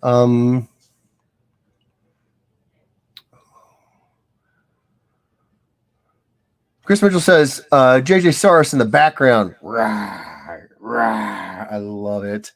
Alex Campbell says your tracing skills are second to none. Lol. Well, I practice a lot, so I'm glad you like them, brother. Todd Irwin says, Jeff, you need to see Mallrats. It has the greatest. It has the greatest, and I do mean the greatest Stanley cameo there ever was. Also, speaking of Stan, there's a new Stanley documentary that just dropped on Disney Plus yesterday. I saw the thumbnail for the Stanley documentary. I really want to watch it. Yeah, no, I got a lot of movies I got to get. I really do. Then Terry Jeffries asked Todd Irwin, have you watched the documentary? Alex says, Chris Mitchell, you know who else thinks Connor, oh my God, is better? Evil Hawk. Said Connor was the only one who...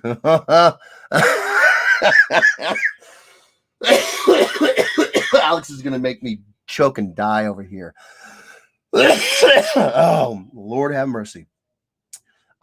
Jeff, what are the little red X's? I didn't notice them until you got up close. Will those spots end up being inked solid black? Yes. Look at you.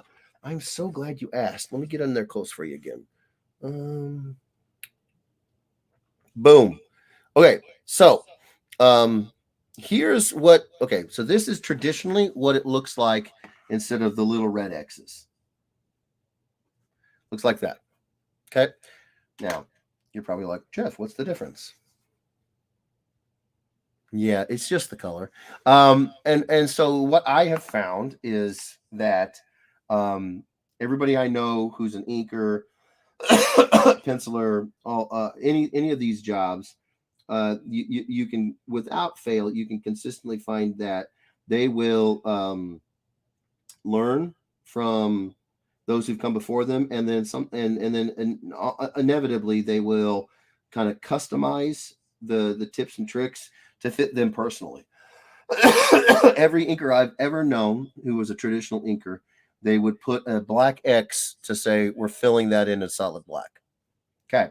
The problem of it is that you have sometimes where, for on occasion, what if I put an X like this right there?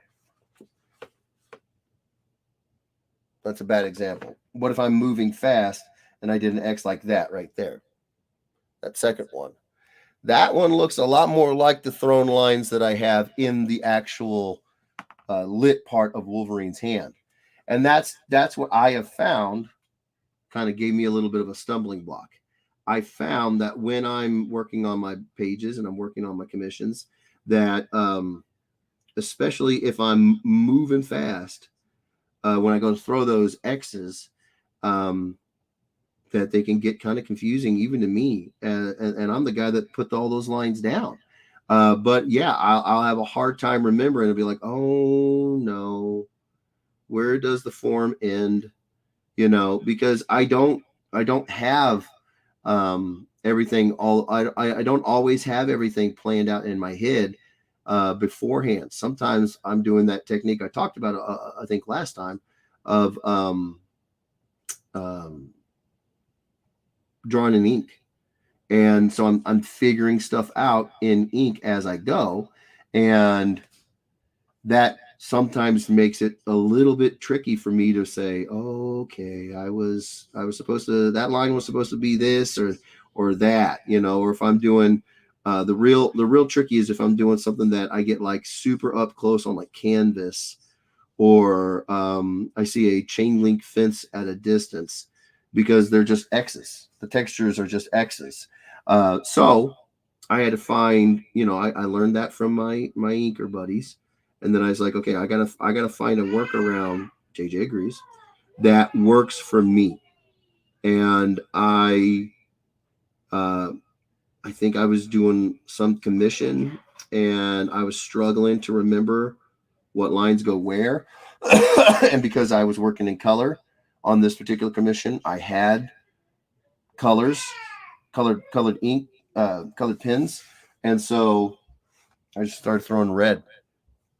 So you guys can see I have a stack of size 1, 2, and 3, these big Sakura microns, and then I also have red ones of a variety of sizes, so that I can get in there and I can mark out where I need the black fills to go. Yeah, I just don't. I find that just that little shift of color is enough to make it stand out and be clear for me. And like I said, you kind of gotta customize it to fit. You know, whatever these little tips and tricks are, you gotta. Like I see, I think it's Mark Morales. It's either Mark Morales or Dexter Vines. I can't remember which one I've seen, but I follow them both on Instagram, and I will see. I'm pretty sure it's Mark, but he won't fill these large spaces of black. He won't fill those in with a brush at all, because working on this texture, it looks so sick, but it runs the life down of your nibs or your brushes. because you're running it over an abrasive surface thousands and thousands of times, right? So he wants to get a nice, clean, flat, black field. He doesn't want any streaks, any brush strokes. So this guy uses Q-tips. Yeah, freaking great idea. So yeah, you gotta take what you learn and kind of custom fit it to you. And in my case, my the X's that are I use to spot the blacks, I do it in red a lot of times.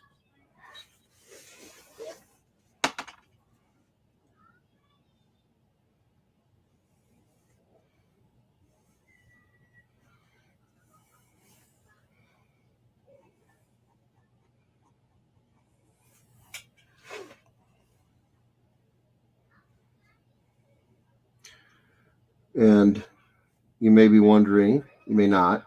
If you're not, well, I'm going to tell you. I'm going to tell you anyways. Why don't I fill these in now? Well, one of the things that happens is, unfortunately, hold on one second, yo. Oh, oh yeah, that's a great. I did not mean to take me out of the stream. I just meant to do that. Unfortunately, ink formulas have changed quite a lot, actually, and in my career alone, come back, and I have noticed a preponderance towards lifting. The inks will lift. Yeah, and so you end up with this like ghosted, really dark gray. Like at quick glance, it looks like it's black, but it's not. It's just a really dark gray, and that's not what you want. Not if you're used to a certain quality and you put out work that is going to hopefully sell as original art. You don't want to have to come back in there years later and um, refill the blacks. You want it to be right the first doggone time, And so I have found that since the ink formulas, uh, I don't really have a say over bringing them back the way they used to be, where they were opaque. They were deep black. Since I don't really get a say in whether or not those come back, I have to work with what I've got. I've built myself a little workaround. So I will ink everything in, and I will then erase the pencils, which is what causes the ink to lift up, is the erasing of the pencils.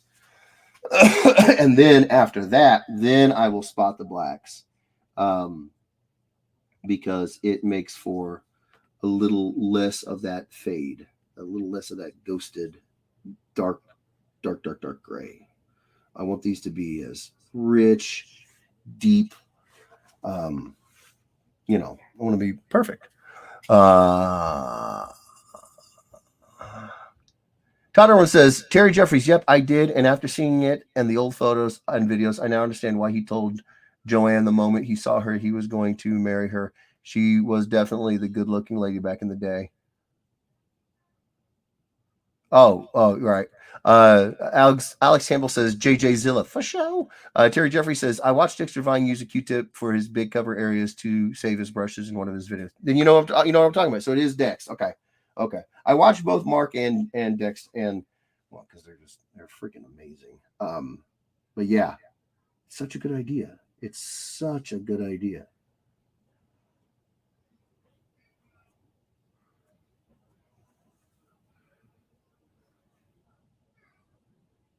And that's kind of stuff that you don't get unless you've done this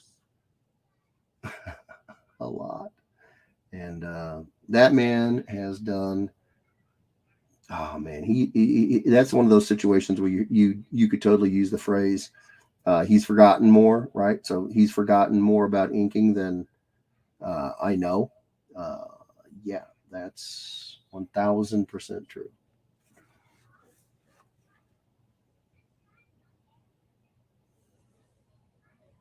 And speaking of Dex, wasn't he at Fountain last year? I think him and Brett Booth were right next to one another.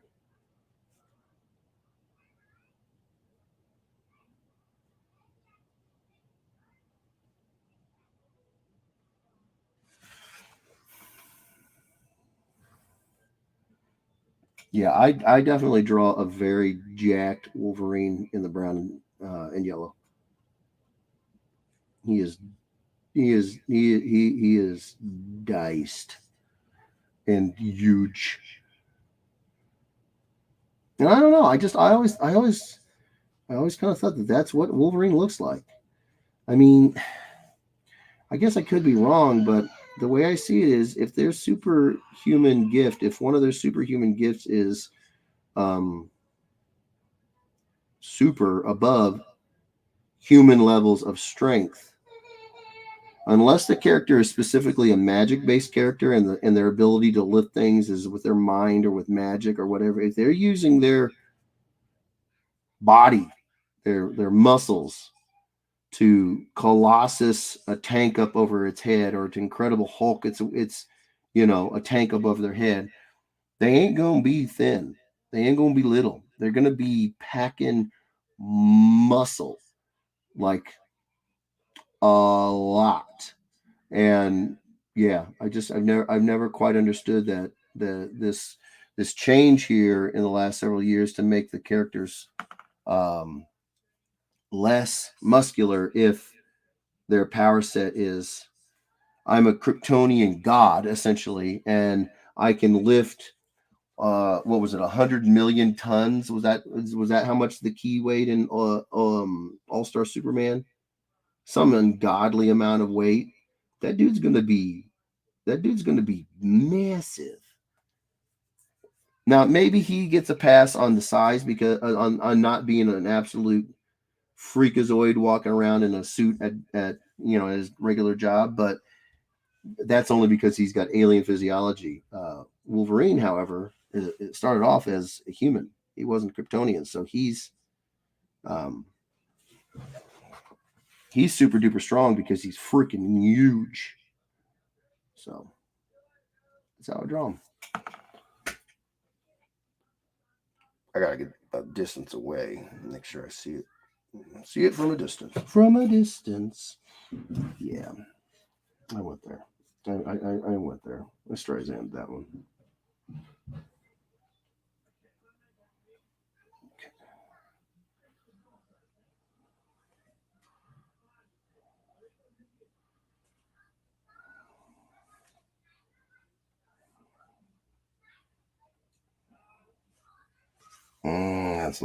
That's looking pretty sweet.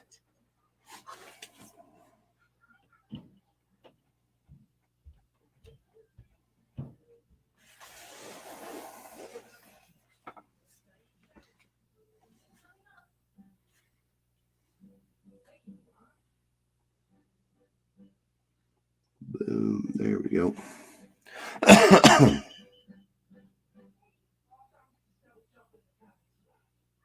Boom. There we go.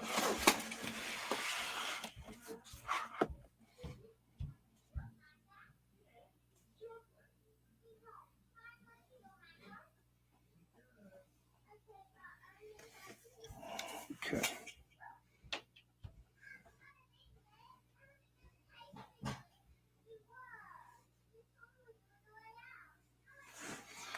All right.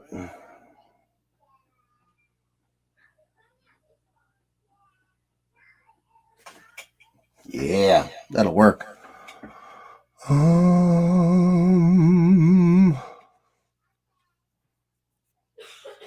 Chris Richard says, I'd be worried my book would be covered in earwax if I saw Edwards coloring it with a Q-tip. Now, there may be some validity to that concern. I have been known to forget which Q-tip I've used. I have very clean ears, so there's not really that yellowy, waxy stuff on my Q-tip. So yeah, Mitchell, yeah, you might want to, you might need to help me with a sorting system here. I'd hate for it to get all pear-shaped.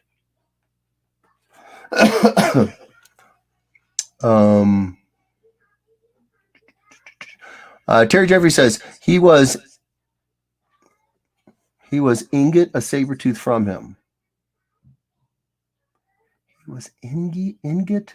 He was Ingot, a saber tooth. I don't know what you're trying to say there, brother. Terry Jeffrey says, I got my Dexter Vines at Planet Not Found, but I remember him being at Found. Okay, so he's at both. That's fantastic. Tierra Prime, hello. How you doing, Tierra Prime?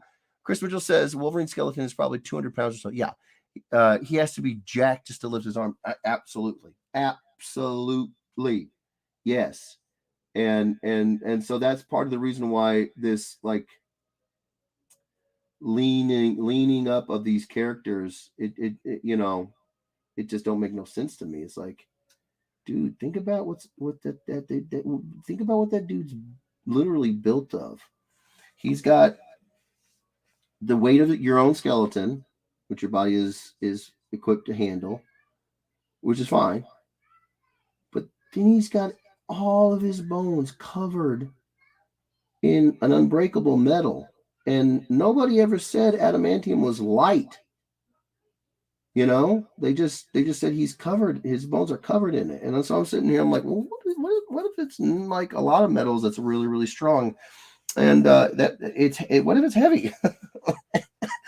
What if it's like really stinking heavy? That's got to be exhausting. And then I'm like, oh wait, no, it's not, because Wolverine is freaking crazy strong. So yeah.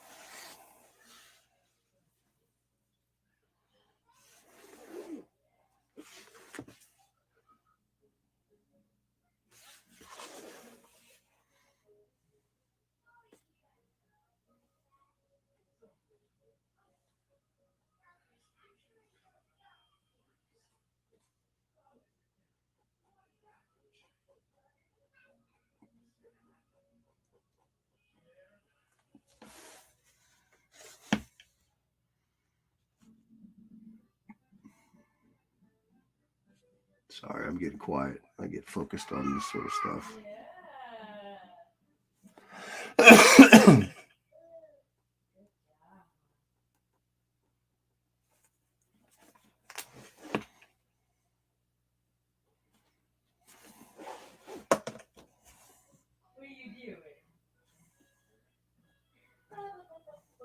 That's one thing that I've noticed that I do that I've also heard you're not supposed to do. Have you guys heard this? Since we got a lot of guys that are guys and gals that are that follow artists, and you guys know more about this stuff than I ever imagined. Someone who doesn't work in the industry would know. Have you guys heard of the whole thing about like you're not supposed to turn the board as when you're working on the art? Like, I guess it's this thing that I don't know. You're just not supposed to turn the board, and I've seen so many artists reference that, and they're like, yeah. So, and then you'll see them maybe inadvertently or not, but the board always stays right here, and they go to throw lines, and they go to make marks that would be so much more comfortable if they moved the board, but they just don't. You guys heard about this stuff? Todd Irwin says, hey, I met the voice actor of Freakazoid at Des Moines Con the other week. That's awesome. Todd says they don't call him Hugh Jackman for nothing, right? Right? Gotta be enormous.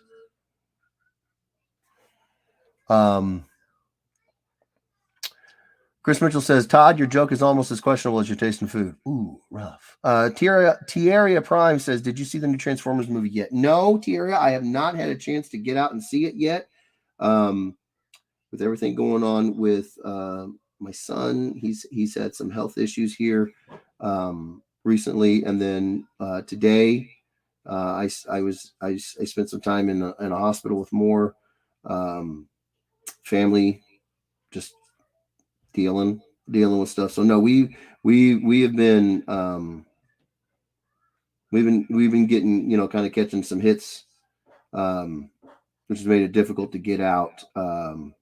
But I do want to see that new Transformers movie. Really, really bad. I'm guessing based off of your screen name that you're probably a fan. You probably have seen it. Would that be a safe assumption?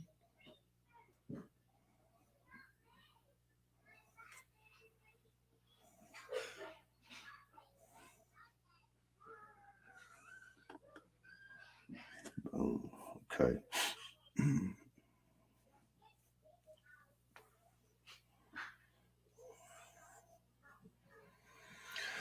Okay.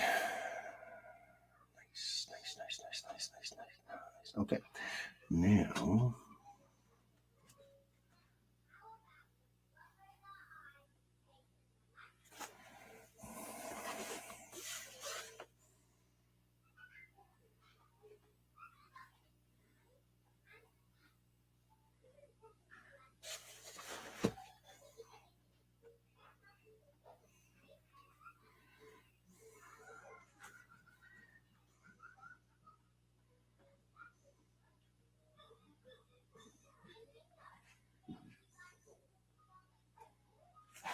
boom. Okay.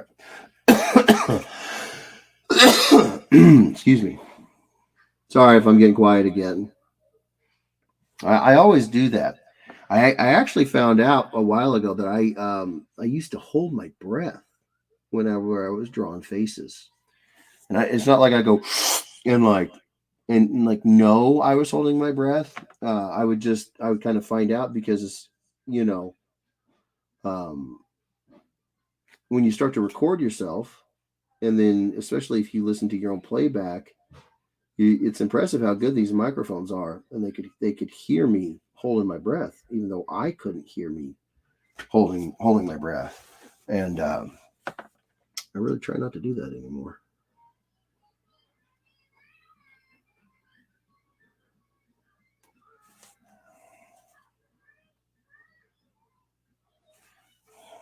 There we go.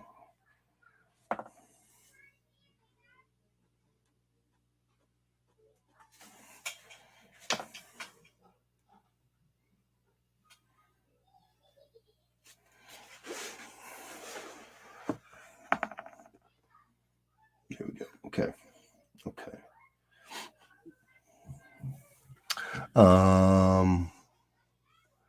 Angela Mo says, I love the fact that you put so much effort into your commissions. Some artists just try and bust these out as quickly as possible. Well, I can't really say I blame them. If you guys, some folks are really struggling to make ends meet in this job right now. And don't get me wrong, I'm certainly not running around here with Powerball money. Um, but one thing I can't bring myself to do is to rush through a commission, let alone one that, you know, from such a good guy, such a guy who's been waiting a long time.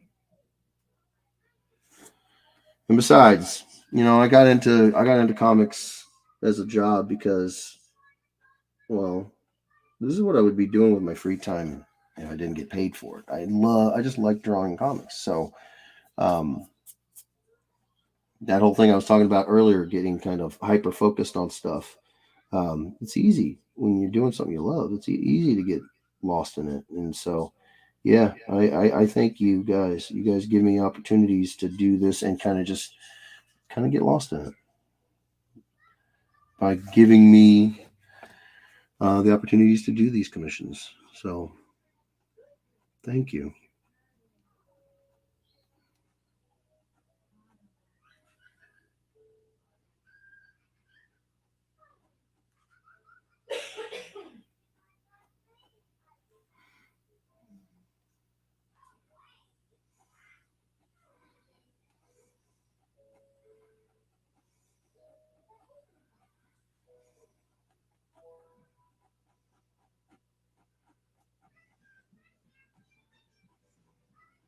Boom.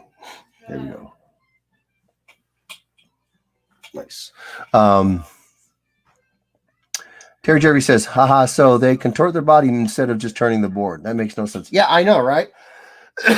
But more than that, they put themselves in a position, in an unnatural drawing position for their hand, which I don't know.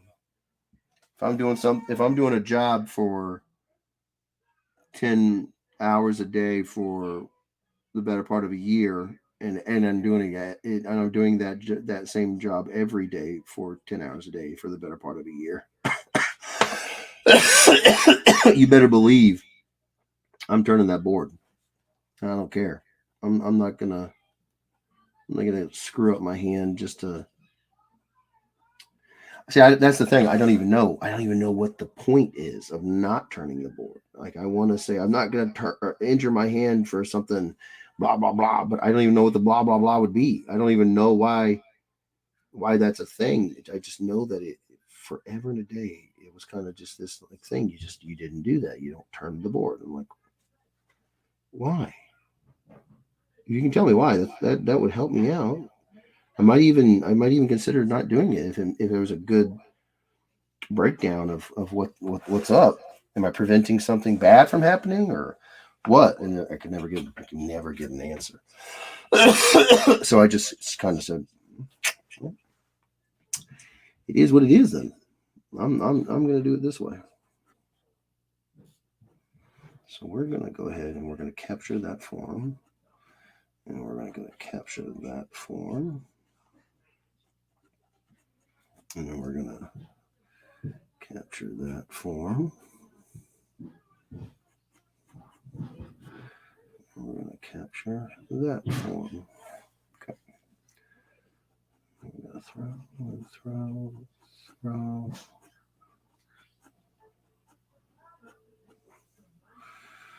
And we're going to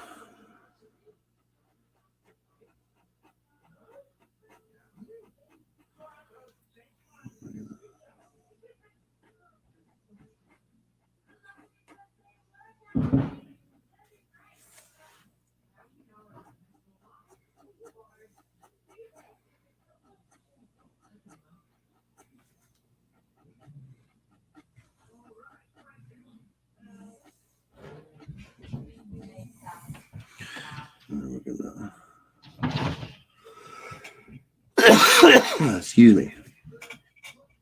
We're going to throw.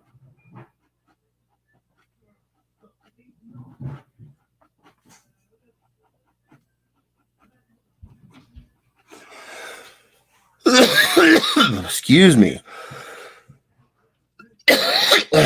Good Lord. Come on now.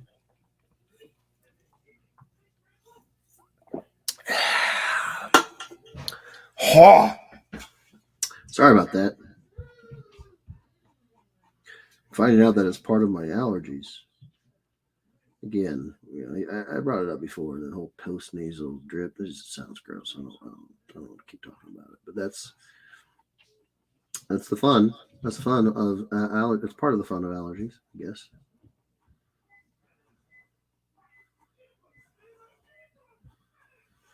Okay.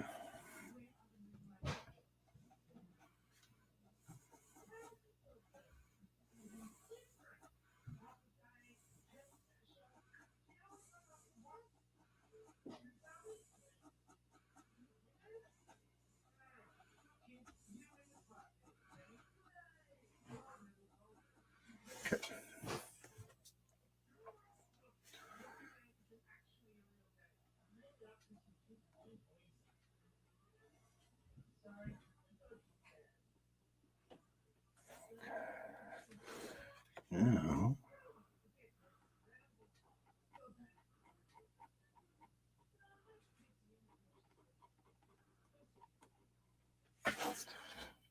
okay. Now,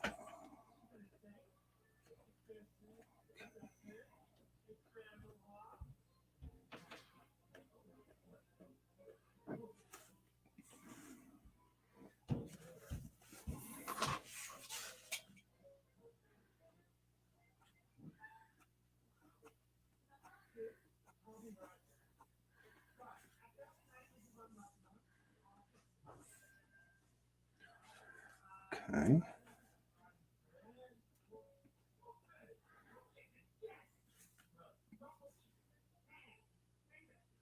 Okay.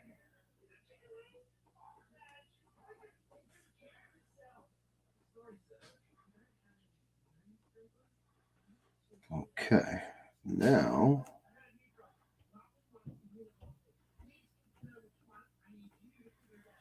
Okay.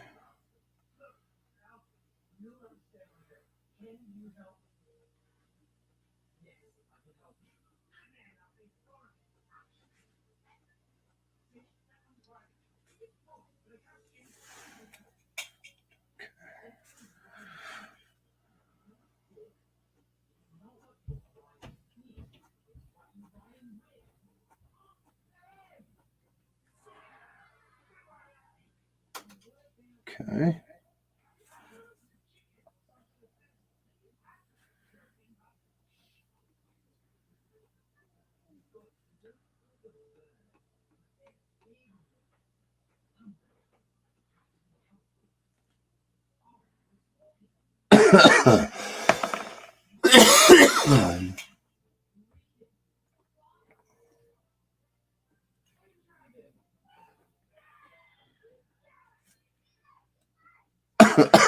Oh my. Sorry. Sorry, y'all.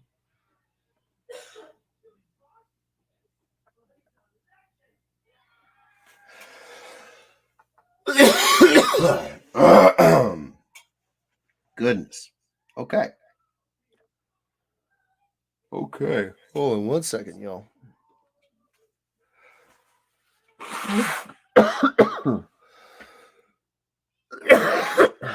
Excuse me. Oh man. Oh, I got some comments over here. Oh my.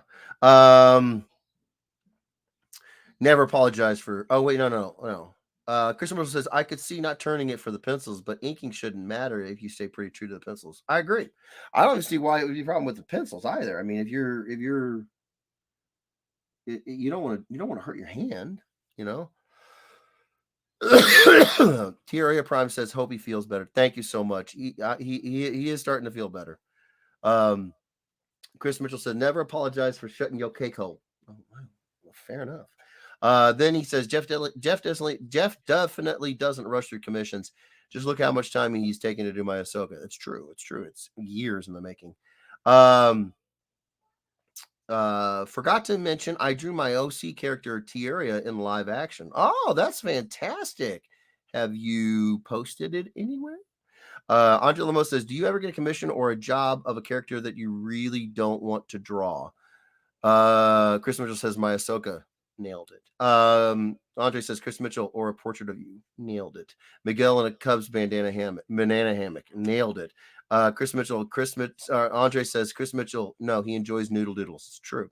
But those are on accident, says Mitchell. They are. You shut your mouth. And then Andre's like, Chris Mitchell, yeah, right. Accident. They are. You stop it.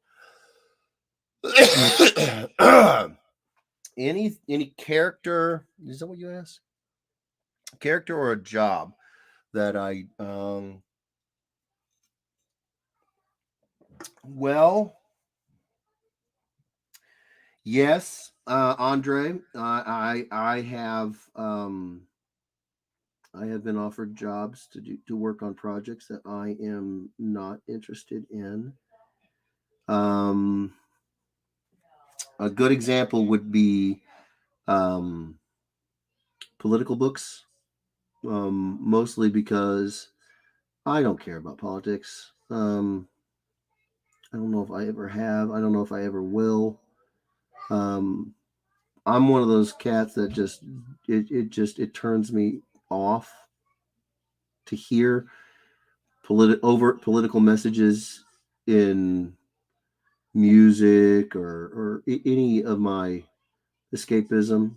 You know, I understand the importance of it, and I'm certainly not putting down those who really love politics. Heck, I got buddies of mine who are poli sci majors. Like that's their shtick, their jam, their thing. Um, it's just not mine. And um, and I tend to feel like it's probably for the best, because if the day ever comes when I do get into politics, it's probably gonna it's probably gonna be like anything else I do in my life. It's gonna be like all I think about and all I do and all I, again, I don't really have a off switch. Um, and I just don't have any interest in that being something that I do. Um, Again, it's only because I just haven't been bitten by that bug, and the politics bug, and nothing wrong with that. Nothing wrong with that. But to answer your question, a while ago is the most recent example I can think of. Um, but there have been others. I was offered a job to work on a book that had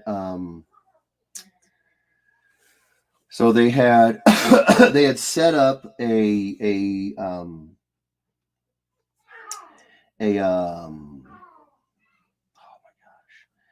like a series of covers, and they were all going to be sort of focused on um these political these female politicians, right? And they were going to come out with these covers, and they were going to do them like one character at a time, and then they were going to do like this one big massive like there's four of them, four of these female politicians, and they were going to put all four of them in one cover. And I was offered the the cover for with all four of them, or any of my choices of the remaining. I think there was already two that were made, and that's where this publisher's pitch is like, oh, look at this, look at these books, these sell so well. These books of these with these political figures um, on the cover, they sold out. You can make a lot of money. We can pay you a lot of money. And I was just sitting there. I was like, I mean, I don't make it. I don't talk about politics. So I'm kind of in this place where it's like, I'm not into politics, and I don't talk about politics. So the responsibility is kind of on me whenever retailers or publishers come up to me with political comics or jobs, and they ask me if I'm interested. It's kind of on me to then, because I don't talk about it. I don't make it a known thing that I'm just not into politics. So I kind of have to do the work to be like, here's the situation. I don't really care. I don't like thinking about politics or politicians. I tend to take the approach that um, they're all liars in suits, and so I don't really want to draw politicians. I really don't want to draw politics. Um, and so, yeah, I turned down a lot of money because of those two jobs alone, and don't regret a thing. Don't regret a thing at all. They got some sick artists to come in and do some amazing covers, and they got themselves squared away. They were good. I'm happy to hear that, but I'm not your guy. Um, so that's that. Not so much characters as much as themes and all that. And again, I can't stress this enough. It's just because I don't know anything about politics, and I don't care to know. Now, again, this could change at any point in my life, but I just ain't been bit by the bug. I'll sit down, and like I said, I got buddies of mine who are poli sci majors, and if we can have normal adult conversations and we don't end up with screaming matches, and because that's also part of what turns me off politics, is that it hasn't always been an option with some of the folks in my life to talk politics and it not turn into a screaming match.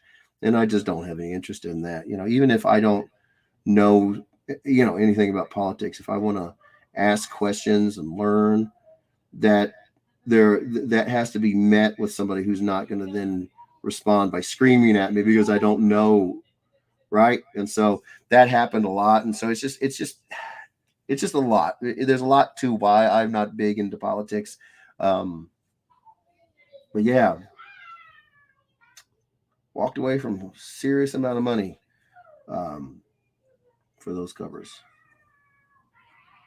because the publisher also in the pitch materials put forth a pretty heavy-handed indication that their other artists sold the original art for thousands and thousands and thousands of dollars.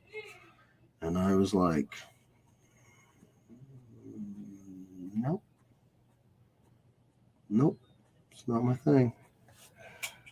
So yeah, it's more like that.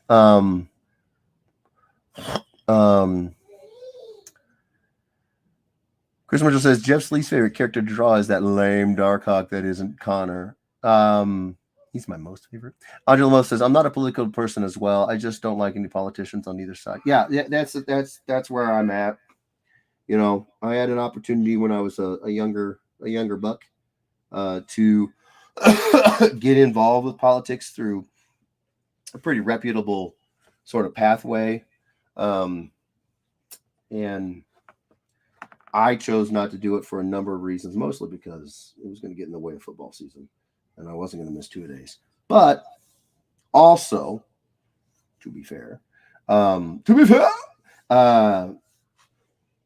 just listening to people talk about it, even all them years ago, it was just like I could see the excitement in everyone's eyes except for my own. You know, I could feel their excitement and all that, and I was just like, no, man, I guess I get it, but it's not because I don't get it because I feel it. I get it because I see it in you, and I probably could do this program, and I could probably travel abroad, and I could probably, because it was an ambassadorship across Europe to represent America, and I could probably do all that, but I certainly wouldn't enjoy myself. I mean, don't get me wrong. Scotland, Ireland, Wales, beautiful places. I'm sure I would have found a way to enjoy myself, but I think I probably would have had more fun going playing football, drawing comics. And that's what I did. Parents supported me every step of the way because this was at a time where I would have needed their help no matter what. Because I was in high school, and they were like, it's your choice. Whatever you decide to do, we got you. And I said, yeah, let's go to 2 days. That's me. That's the stuff I'm interested in. Sports. Sports bring people together. That's the beauty of sports. Young, old. You can sit back and you can listen to people reminisce about the old days of the old players, or you can sit back and you could say, "Did you see those Super Bowl rings for the Kansas City Chiefs?" Sports is amazing like that, and so I don't know. That's kind of stuff that I was more into. Still am, but it definitely cost me money. Because I saw I kept up with the publisher, and after I turned them down, of course they went ahead and did the project, and yeah, the books did very well. So I imagine that the publisher did very well with them, and then I imagine that the original artist sold those pieces for some buku bucks.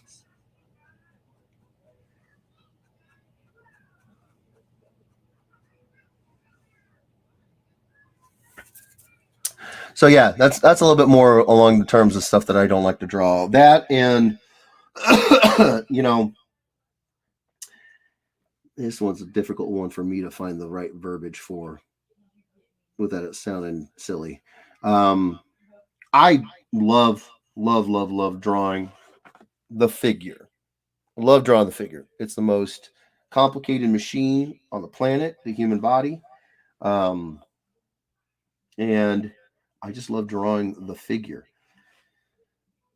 And in particular, I'm a big fan of drawing the female figure. However, um, unless you want to draw the female figure a certain way, um, you won't really make a whole lot of money, not comparatively speaking. And I don't want to draw. Do I want to draw Wonder Woman? Yeah, I love drawing Wonder Woman. Do I want to draw Wonder Woman in some skimpy outfit? No, because that's not my bag.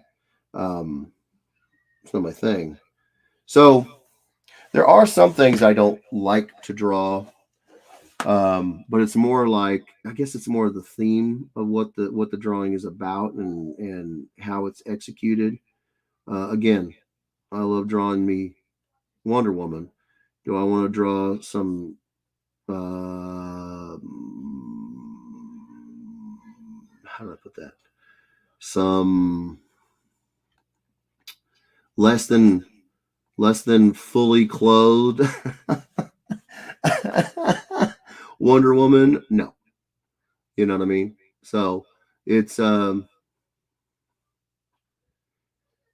yeah, it's not, I don't think I have any like one thing that like one character that I don't want to draw or anything like that. It's more of just like yeah, it's more like the theme and the execution. If there's this overtly political bent to it, I'm probably going to be like, I'm not your guy. I'm not your guy. Chris Mitchell says, if they would have offered Jeff a job drawing a superhero with a hidden wang, he wouldn't have been able to sign fast enough. Oh my gosh, see, you guys do get me. You like me. You pay attention. Oh man, getting all warm and fuzzy. He's totally right. Spot on. Was one of those covers the Carla Cohen Alexandria Ocasio-Cortez as Wonder Woman? If I see it, I can tell you. We'll look it up real quick. Carla Cohen. Carla Cohen.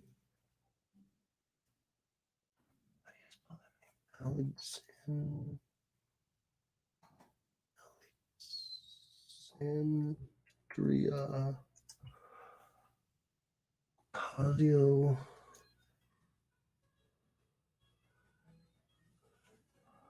Cortez.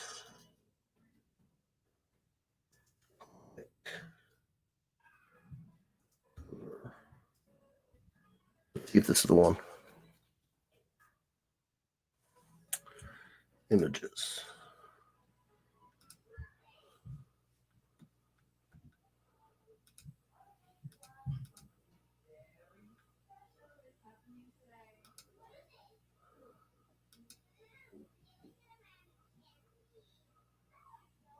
Oh, there's a bunch of them. Holy crap. Holy crap, there's a bunch of them.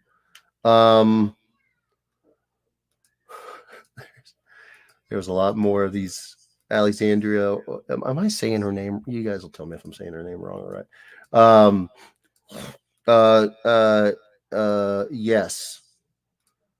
One of those covers was the one that I'm looking at here. One of them was the cover that was made instead of me doing the job. And then I see the cover with all four of them together. And that was also the one that was offered. So yes, I actually have a copy of that, but only because I dig Carla's art and love the art. Nice. Mitchell says, the word you're looking for is lewd. Lewd, that, thank you. Yes. Angela Mo says, Jeff, if there was one Ed Weirdo's Mitchell that you would like to smack Mitchell, which Ed Weirdo Mitchell would that be? You know what? I'd probably smack Miguel before I smack Mitchell, because Miguel's actually challenged me to get into a dojo with him. I feel like that needs to happen. And I feel like the best scenario could be special guest referee of Mitchell. I think we win. I think we all win. Todd Run says Jeff does have a character he doesn't like to draw, and that character is named Awesome. No, I love drawing Ahsoka. You shut your mouth, Todd. Hey, I represent that remark exactly. What was the name of the book, Todd? I think it was called Alexandria Ocasio-Cortez. Of course, I'm probably not even saying her name right, so I'm probably not even saying the book's name right because it's her name.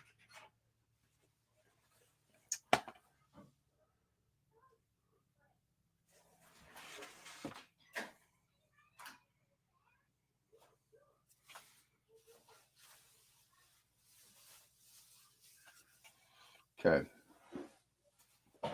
So, go.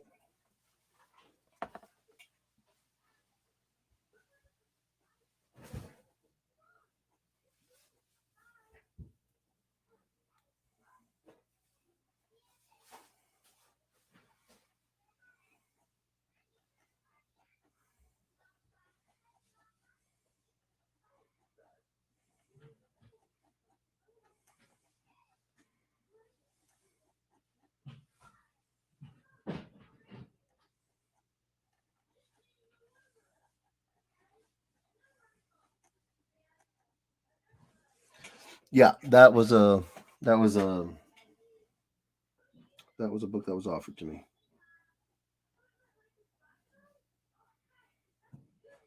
And I've talked with other artists that are kind of in the same place as me, politics wise, and I told them about it, and because they asked, they saw the covers come out, and they know we same publishers that I know and all that stuff, and so I talked with them about it, and they were like, one of my buddies was like, well, it was only because it was politics, and people will pay for political art, and I'm like, well, yeah, people will pay for political art, and that's not the that's not the question. The question is, do I want to make it? Because I don't know diddly squat about what that particular woman or the other three have in terms of their policies and their positions. And honestly, my take is it doesn't really matter, because you live long enough and you'll see, and nobody stays true to their word up there. None of them. So I don't know. I'm a bitter person when it comes to politicians. Never really got into it, and so yeah. But yeah, that was the job offered, and I did not have a whole lot of struggle when it came to deciding. I just kind of was like, nope, I'm good. Thank you, but no, thank you. And I'm polite about it. Because again, I don't behoove anybody. If you like that stuff, do you, boo? Go make that money. But me, nah, I'm good, bro. I'm good. I'll draw a gnarly, huge Ackman Wolverine. Enjoy that a whole lot more.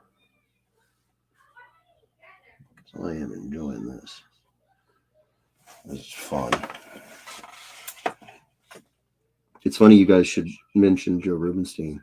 I think about his inks a lot whenever I'm inking the brown and tan Wolverine.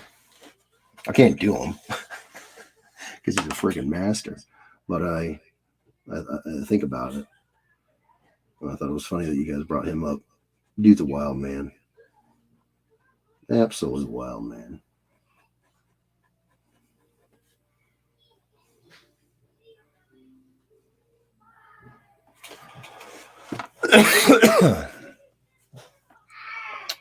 Todd says, Chris Mitchell, that would be Alexandria oh my God, Alexandria Ocasio-Cortez freshman force. It was recalled too. Things worth quite a bit now. I got mine signed and graded by Carla. Yep, all of that's true. Andre Lemo says, is it because he asked you to get in a dojo, or is it because he's a Cubs fan? Yes. Chris Mitchell says, I remember when that book came out and people lost their minds over it. The art was really good, and I believe Carla was fairly unknown, but then I was like, meh. Yes. People lost their minds over it. Yes. And that's the thing, you know. That's it, it's this is a job. You know, this is a job, and it is difficult to turn down a gig like that if you're like, I know people are going to lose their freaking minds about this. It's really, really, really hard to turn down that kind of job. Really hard.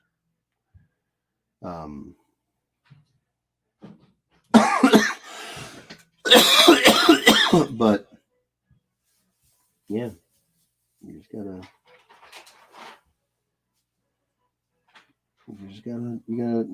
know yourself. Know yourself, know what you're into, know what you're about. And if the book ain't about what you're about, you gotta say no. Well, you don't have to. You can do whatever you want. I just couldn't. I couldn't say yes to it. It just wasn't my thing.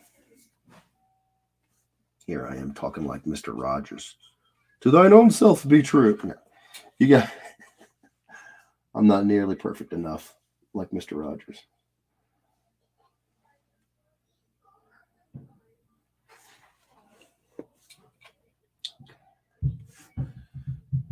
All right.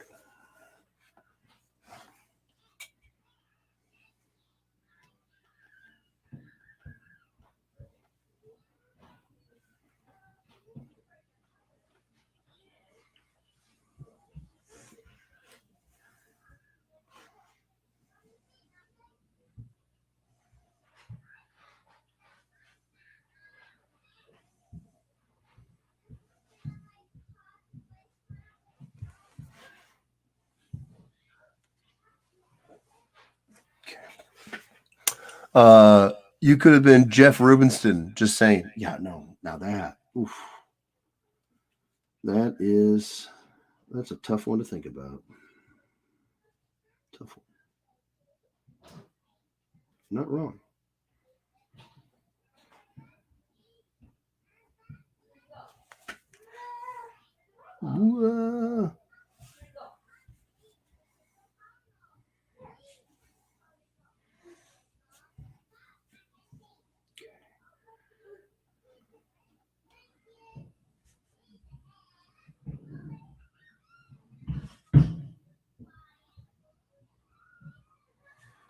Okay.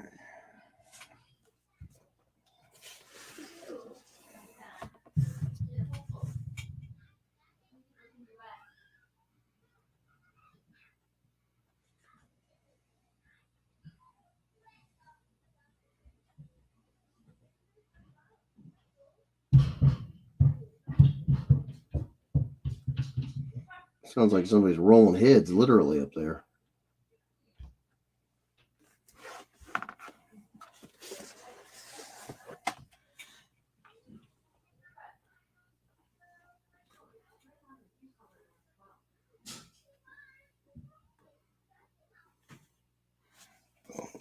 Okay.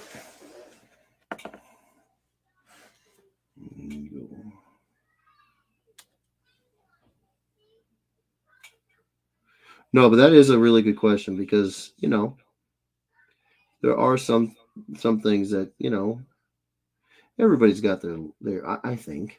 I don't think maybe not. I could be wrong, but I feel like everybody's kind of got their limit, you know, things that they just not into drawing. So it's a good question.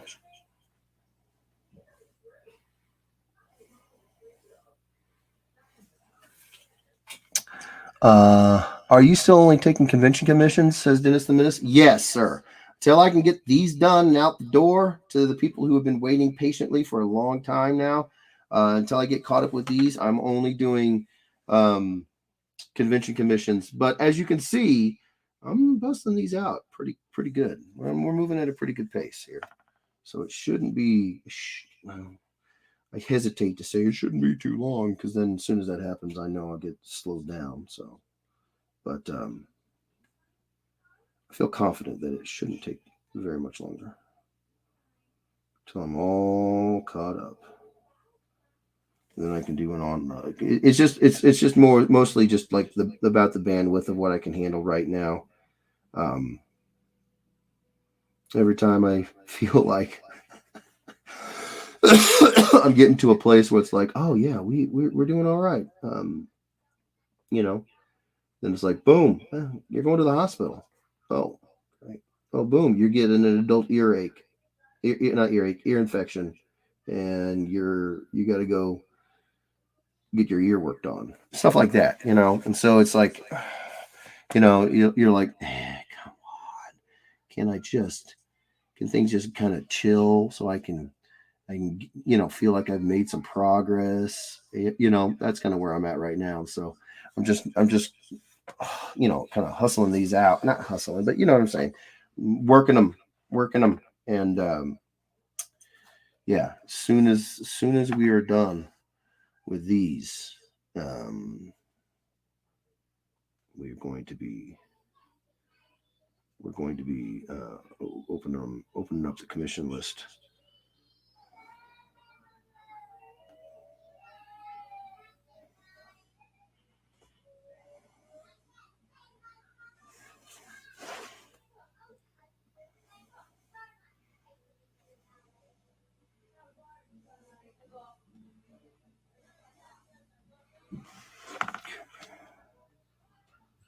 Another excellent question. Thank you, Dennis.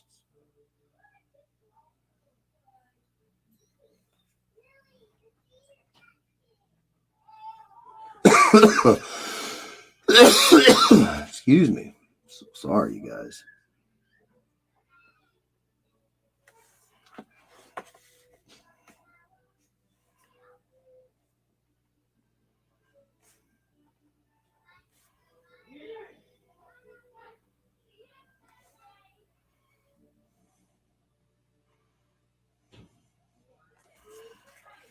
I kind of think I just wanted this to be kind of simple.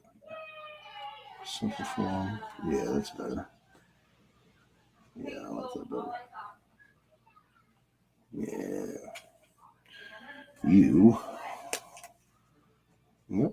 Yep. Yep. Yep. Yep. There we go. Okay. Now,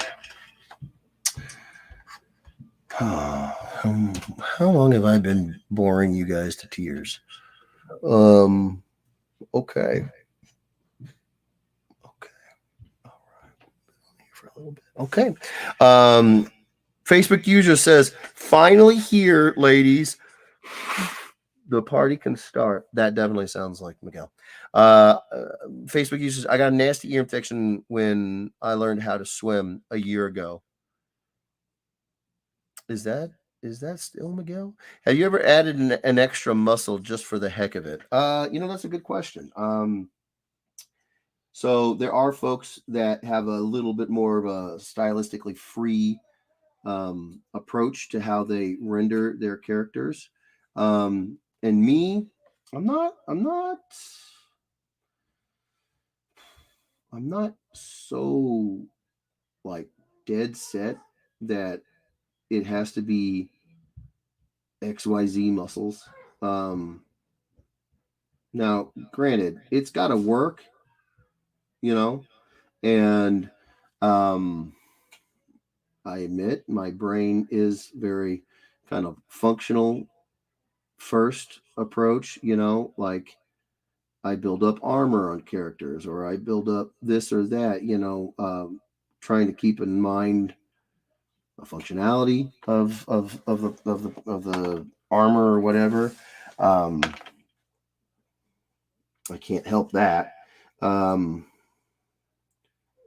So my mind does take things that way quite often, but you know, we do have the occasion. I do have the occasional time where I can kind of get a little loosey goosey with it, um, and in those times, I do because it's fun.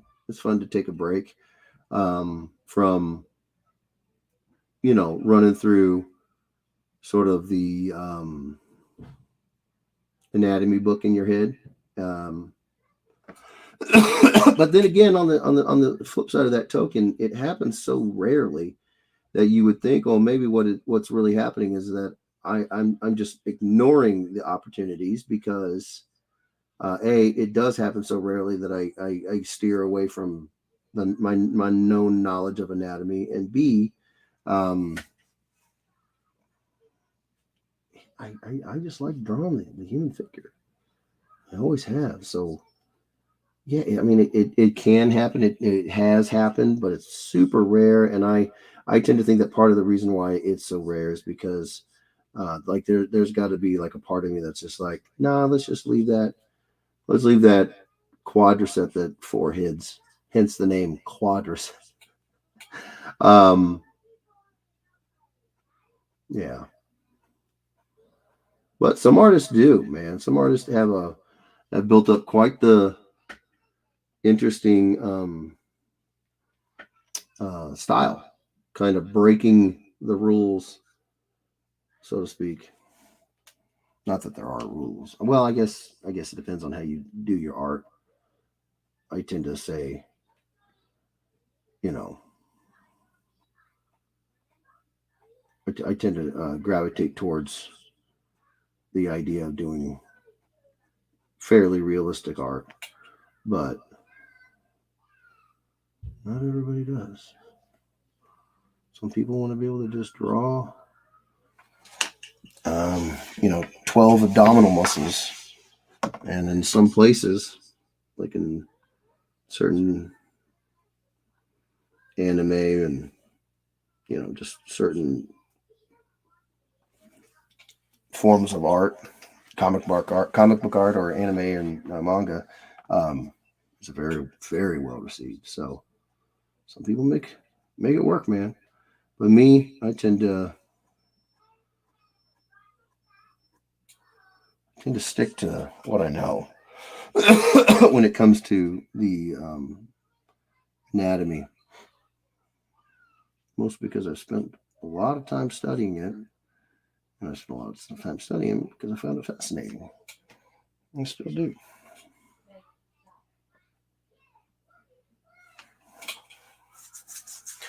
Um, Chris Mitchell says about 3-ish years. About 3-ish years, what? And then Facebook user says noise. Andre Lamoth then says only on male characters and in a certain lower area, if you get my drift. Andre, that was told to you in confidence. I don't know why you're spilling the beans. It's the last time I shared pillow talk with you.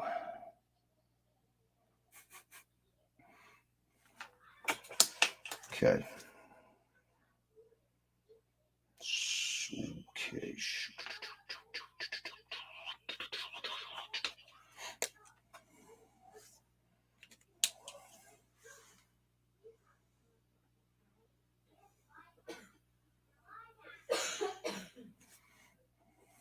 Okay.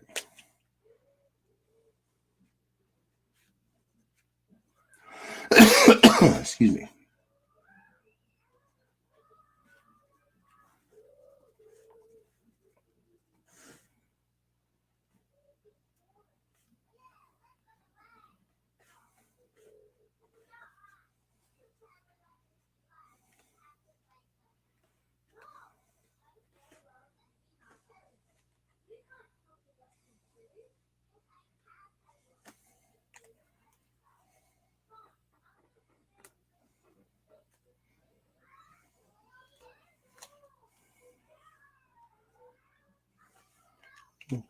Now, my whole Mark the spotted blacks with the red.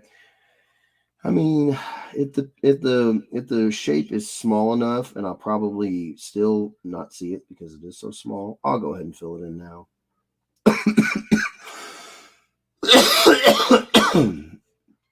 I mean, not the end of the world. I'd rather not. I'd rather not miss it. You know, do it now and not miss it.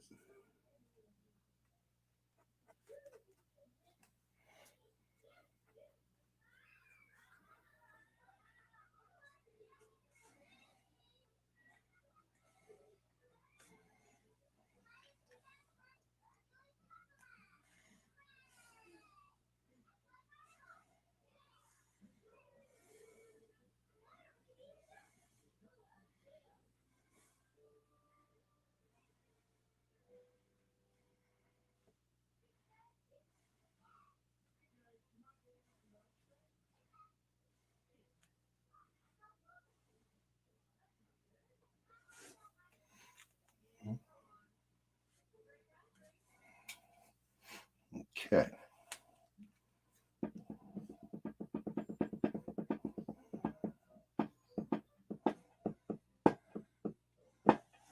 Okay.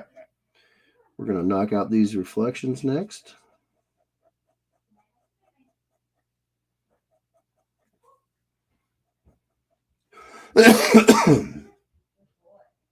Always a lot of fun.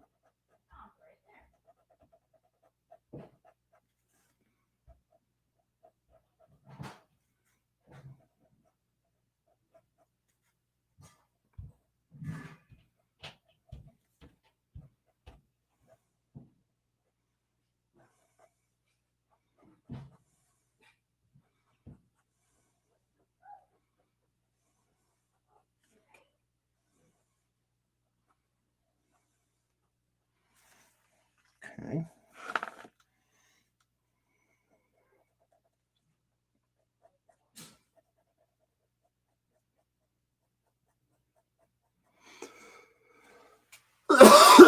Excuse me.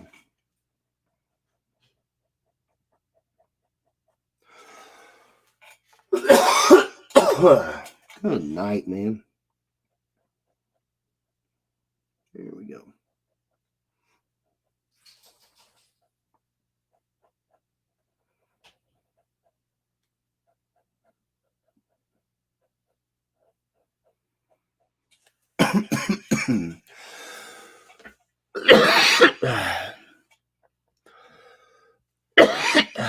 Man, come on.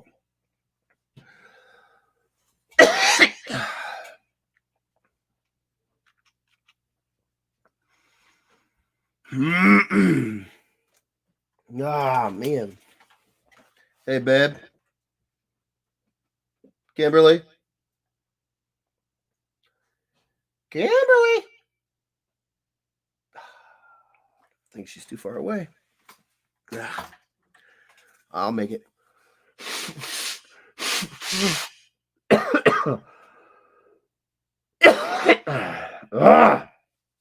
Good night. Andre says, "Hey guys, send prayers for my brother Michael. He's been in the hospital for about 3 weeks, and not sure if he's going to make it out. He had Mercer in his foot. Now they told him he has a different infection, and it spreads to his. Oh Jesus! Oh man, Andre, I am sorry to hear that, brother. God.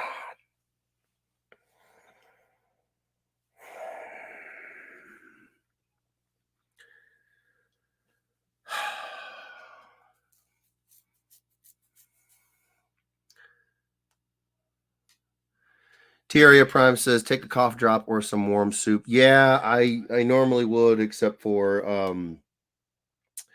my cough drops are upstairs. Not a big soup guy, but the cough drops will definitely work. Yeah, I've only just now learned that I have allergies, so I'm still adjusting to trying to get everything situated. Um, you know, like having cough drops around me and all that stuff. Yeah, it's a good idea. Andre, brother, oh my gosh. I don't even know what to say, man. I will definitely be praying for him. I'm so sorry to hear that.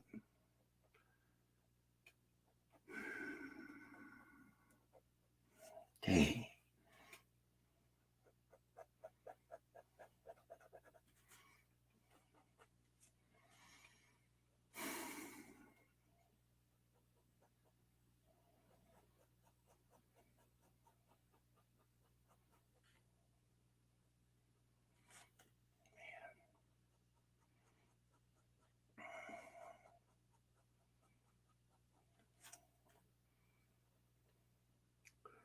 But I'm going to do what I've done here recently because I haven't seen it work. And what I'm talking about is going to be positive. And I'm going to say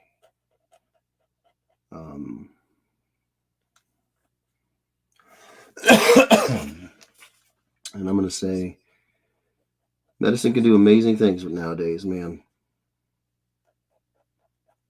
Let's just hope that your brother's another good story about how incredible the stuff that they're doing is. Golly, man.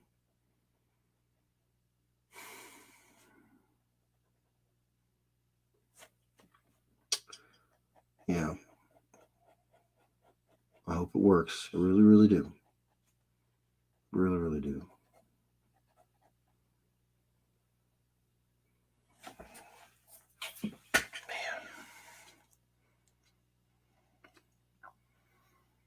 Thanks, bro.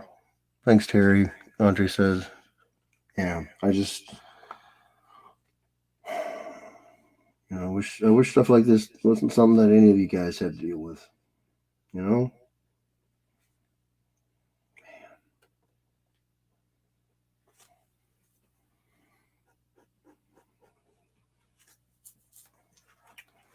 Be laying hugs on you right now if I could.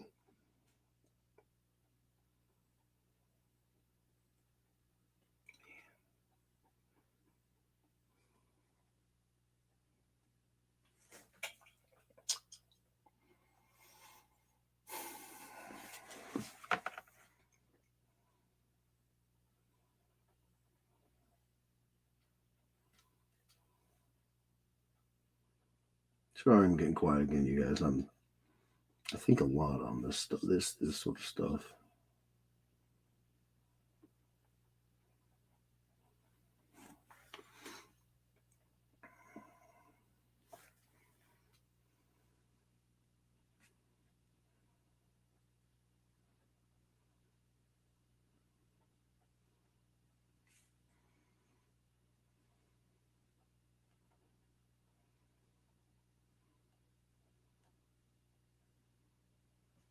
I mean, I just spent majority of my day today in a hospital with a family member myself. So, yeah.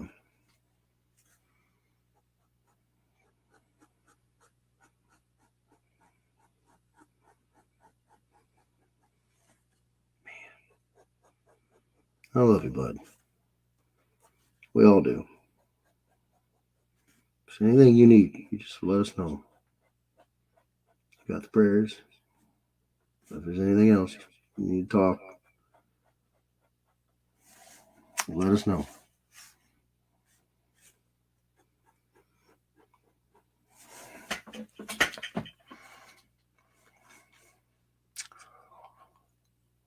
Andre Lolo says they took part of his foot. He's a strong guy.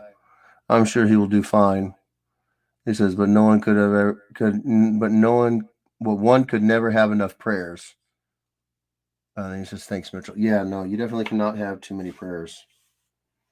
I'm not very familiar with what did you call it? Mercer. I don't know what Mercer is. Is it something that in order to like help fix the situation, they remove it? You know, like cancer, a lot of times they'll remove you know, if you have skin cancer, they'll remove a portion of your skin with the cancer in it. Is it like that, or is it that? Is it like that, or is it that like the Mercer destroyed part of his foot? And I'm not trying to get graphic here or anything. I'm just trying to figure out like is the reason behind them taking a part of his foot, was it that they think that okay it'll help him recover? You know what I mean? Because if that's the case, then I hope it works. You know.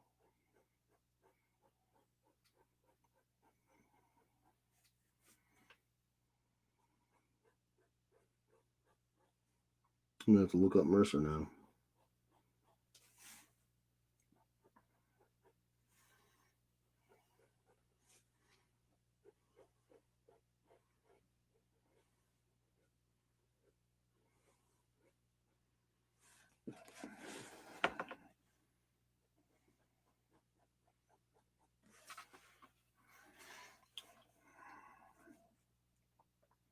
Here, I don't have a cough drop, but I have a Tums. It's gonna have to. It's gonna have to. It's gonna have to be good enough.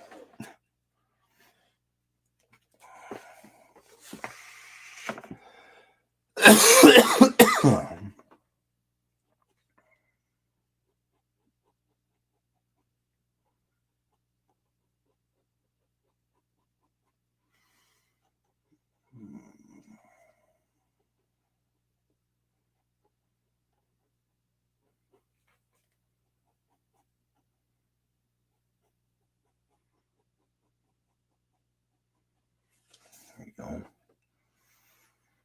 Oh, Audrey says it's an infection, and if it gets into the bone, it could spread to its entire skeletal system. Oh God! So to keep it from spreading any further, they amputate. Okay, so it is sort of like they were trying to just kind of stem the tide. Gotcha. Gotcha. Well, crap. Hopefully it does the work, you know. Hopefully it works.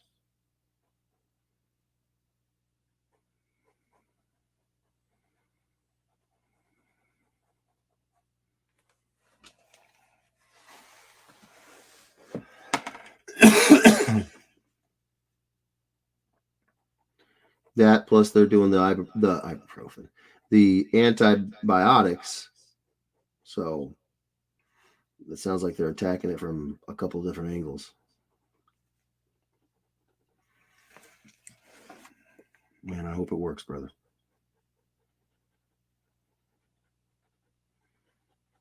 I really do.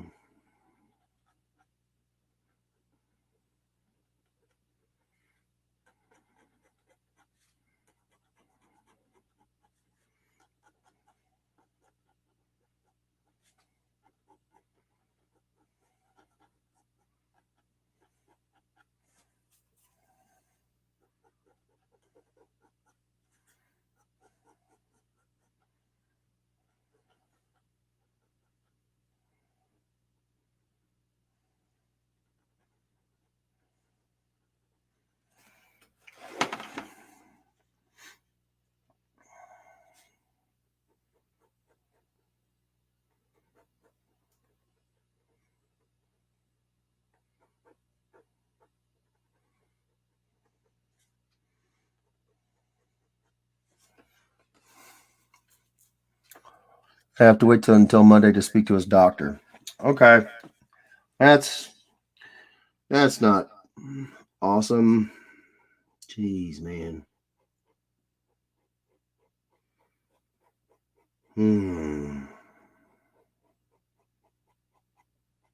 Well, I mean, I would tell you to keep me posted on what's going on, but I know that that's you know, it's family stuff, and I certainly don't want you to feel like you have to, especially if you talk with him, you know, your brother, and he you know, he may not want everybody in the world knowing about it, but if you feel comfortable and you can give an update after you talk with them, I would definitely like to know. You know, I would definitely like to know what the news is. I'll be holding my breath, hoping for good ones.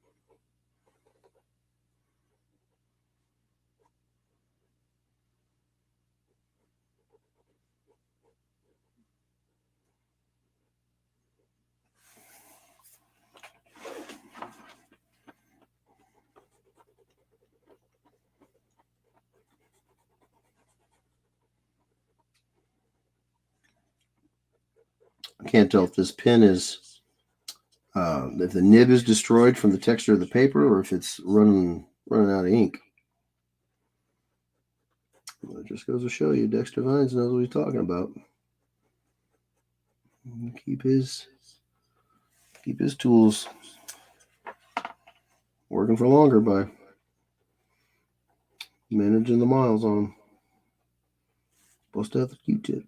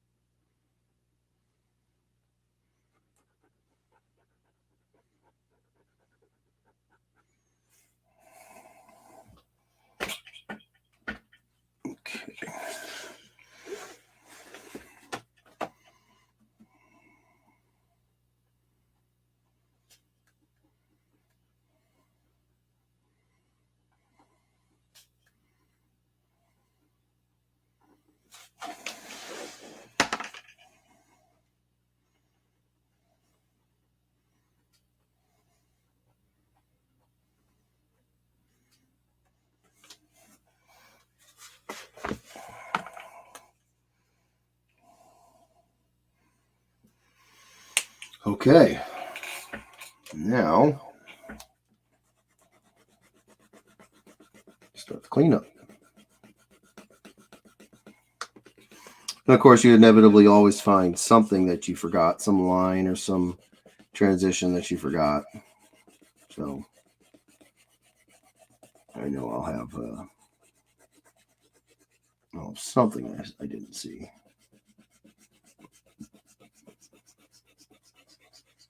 Again, maybe not.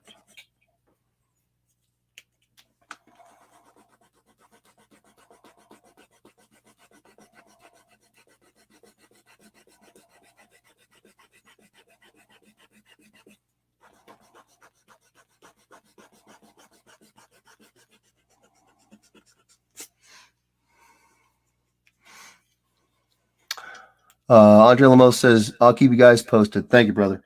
Then he says, "Do you ever ink with acrylic and India ink?" Yes. So, what I tend to do is I take the approach of whatever gives me the line approach. I come from illustration background, not illustration background. I clearly don't come from a grammar background. I come from an illustration background, which means I can paint and I can do a whole bunch of other things other than,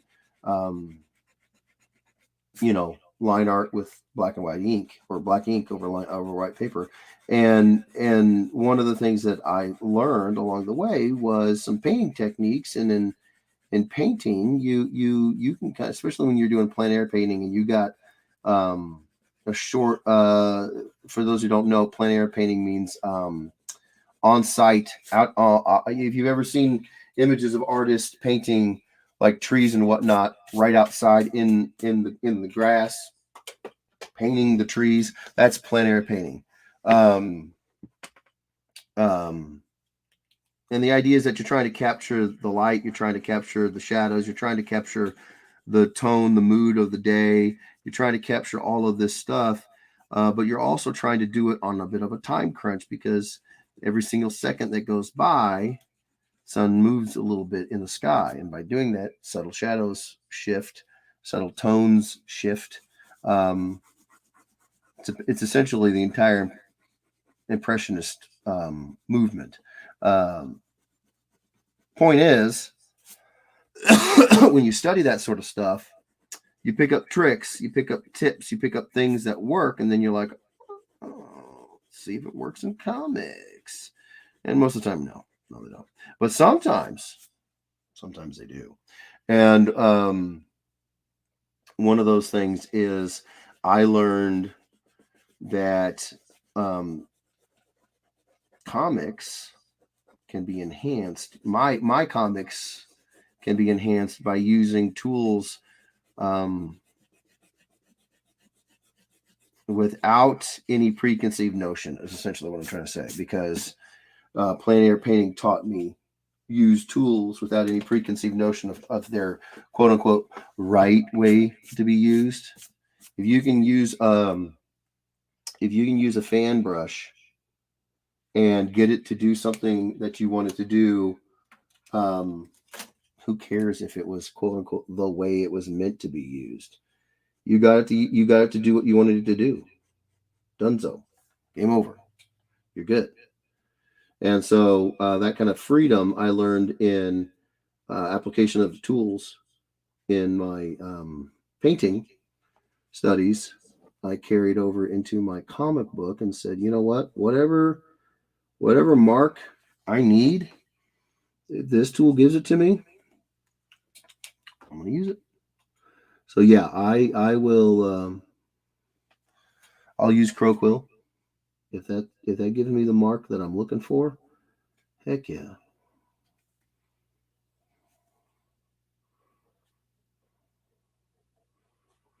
And in this particular piece, I'm using a tool that gives a very. Some people like to say that these are very similar to brushes, and I would agree. I mean, they are called brush tips after all. But I actually think that they feel a lot more like crow quill nibs. Because even the best crow quills have a range for their line weights, right? Brushes really don't. I could take a very small, thin number 2 Raphael brush, and I could throw a line that's a half-inch thick down if I use it the right way. No crow quill can throw down a thick line, a line that insanely thick. A brush, it's made of hairs, synthetic or not, it's made of hairs, so it literally can be taken all the way down to 1 hair's width of a line. Brushes just have an intense range, whereas crow quills, they have an amazing spring. They spring back, so it allows you to get very energetic with your lines without risking throwing ink everywhere if you were to try to move like that with a brush. you have a loaded brush and you start moving with that kind of energy that you do with a crow quill, you're going to throw ink all over your board. So they both have their own set of pros and cons. But yeah, I just really dig. I really dig these brushes because these brush pens because they have all of the sort of spring of a crow quill, but they got way more range than a crow quill, but not as much range as a traditional brush. They're very unique little tool. I love these brushes. They're but yeah, the answer to your question is whatever gives me the right line that I'm looking for is the weapon of choice, the tool I will use.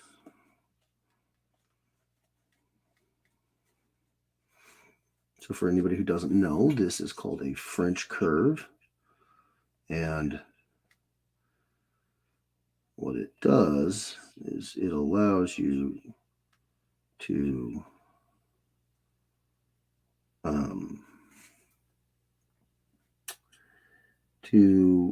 throw really elegant, beautiful curved lines without putting an excessive amount of strain in your hand to try to hold the pen or nib or whatever you're using in such a perfect arc. Now some folks would say, well, you just throw the line. Throw the line, and you don't have to hold the brush too stiff.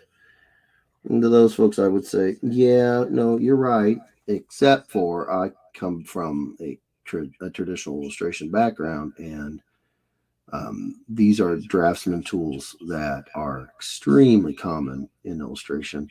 So I used them because I was taught how to use them, and I found the benefits of them to far outweigh, specifically given the style of art that I want to make, far outweigh the cons.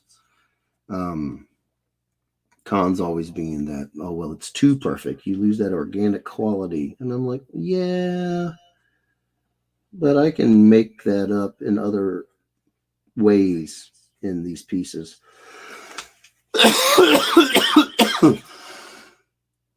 What my mind kind of gravitates towards and can't really let go of is if Wolverine has claws that kind of wave and flow like bacon. I don't like that. I want them to be straight, or in this case curved, but I want them to be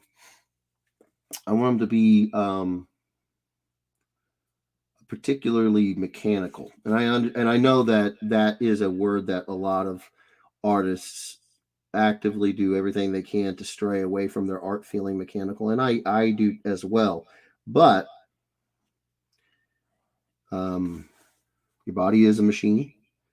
It is the most complicated mechanism on the planet, and his body is an especially complicated one, seeing as how it is packed with hundreds of pounds of metal over all of his bones, especially the 3 that jump out from between his knuckles. So they probably get sharpened and worked into a mechanically sound form just by usage. So, boom, do it. So, and again, use the tool. Use the tool that gives you the line you want, both in a guide. If I need a perfectly straight line, I'm probably not going to throw that by hand. Not when I got a ruler. Same deal. Same situation. Not if I got a ruler.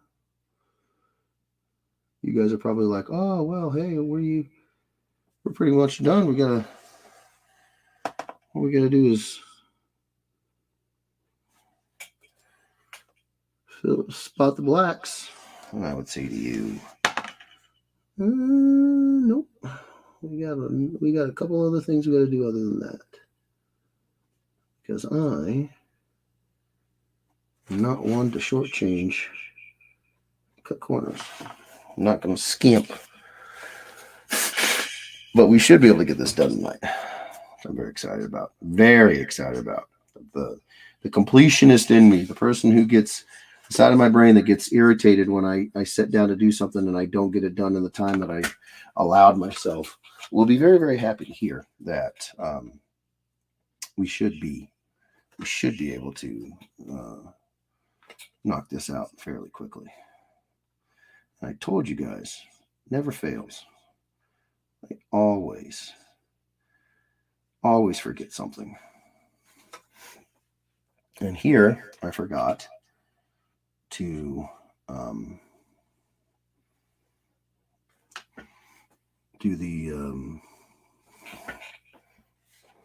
transition here from, sorry, I'm thinking, hold on. I really can't do two things at once. Everything starts to scramble. Okay,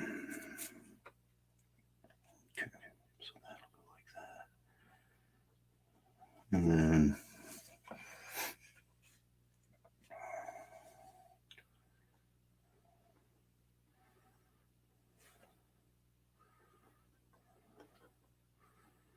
and just got a tiny little hint to the outer head of triceps. Let it wrap around. Okay, and then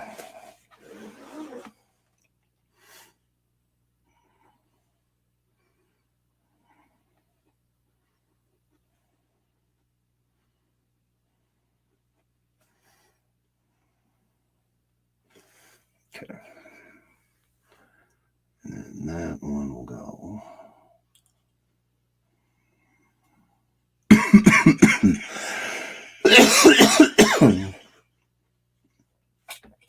That. Mm-hmm.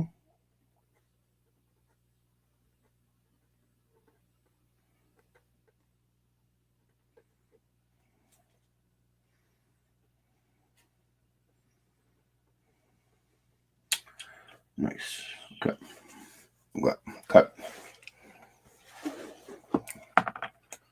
So that's thing number one that I got to do before I can spot the blacks. Thing number two I had to do was reinforce line weights to make sure that everything works. Reinforce them where I need them to be. Clean up more pencils. Always think I get them all, and then I don't. That's all right.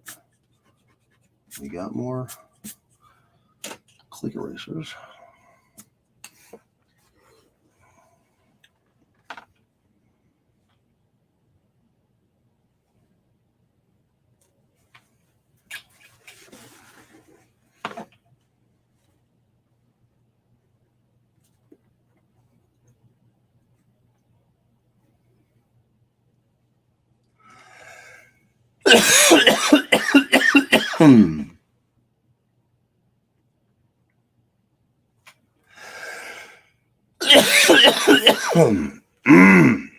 Excuse me. Once again, my apologies. I'm only just now learning I have allergies and they cause my throat to get real scratchy and itchy. And I will have cough drops down here next time.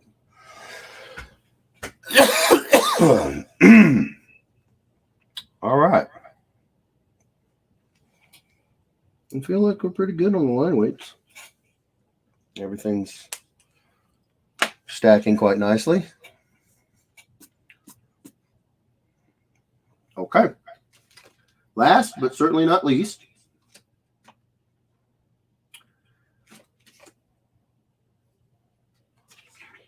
another aspect of the character that I love in this design. Oh Lord.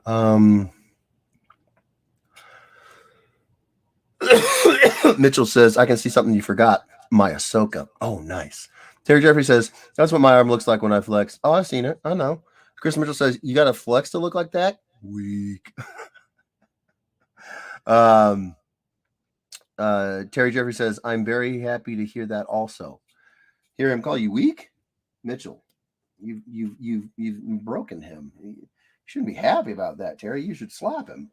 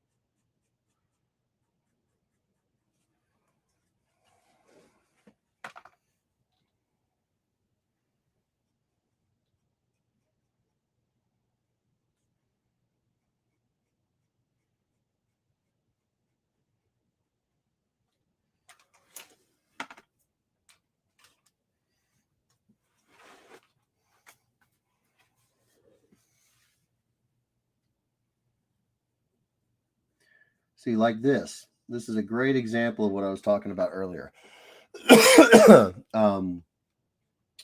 In order to get super thin lines like this, sure, I could use a brush, I could use a crow quill, I could use all of these things, but in order to get it with a brush, I would have to use a very fine brush, and I would have to have an insanely light hand over and over and over and over and over and over and over and over and over again. I mean, after all, I'm drawing hairs, right? And I would be drawing hairs with a brush made of hair. So it can be done. It can be done. But you also have to take into account, you know, we only have so much time in the day. And as much as I don't cut corners, I also don't want to not be efficient just for the sake of saying, well, I did it XYZ way. If there's a good way to do something, even if it's not necessarily like the first thing that comes to mind on how to use the tool, if you can get creative and you can use it and you can get what you need out of it, do it. Now, the whole I don't rush thing, I don't. But I'm talking about commissions here. There are times when I don't have a choice on jobs and I have to rush. I don't like it. I really don't like it. I really don't like it.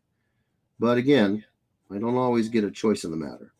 So there are some things that I have learned, some tools I've learned to use in certain ways that were predicated upon being fast and efficient. And this is one of those things. I could sit here and I could bust out a brush and I could get really hair thin lines and really build it up over and over and over and over and over again. And be able to say to myself, good job, self. You built up a really hairy Wolverine arm using a brush. It took you 14 hours, but you did it. It doesn't look very good because you're not very consistent because it's a brush and it has absolutely no spring.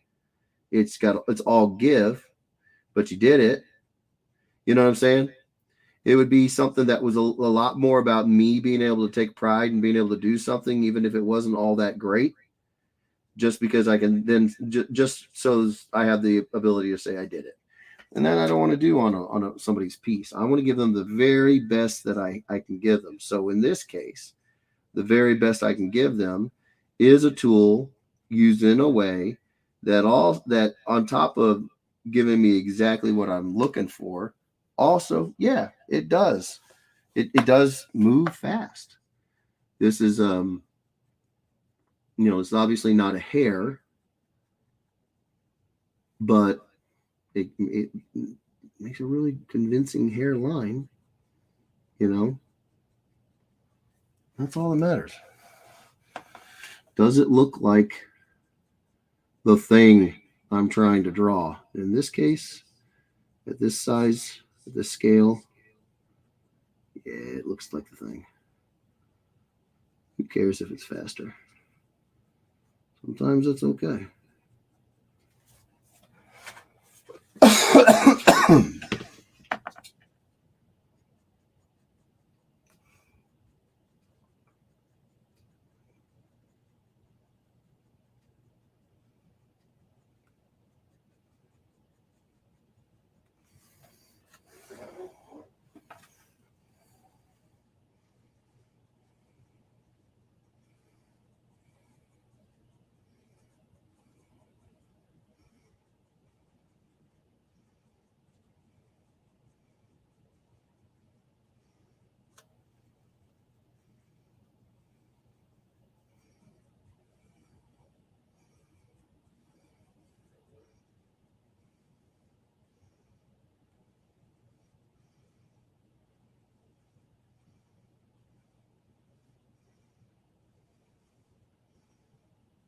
There we go. Okay. I'm going to come back in here, build up the forms.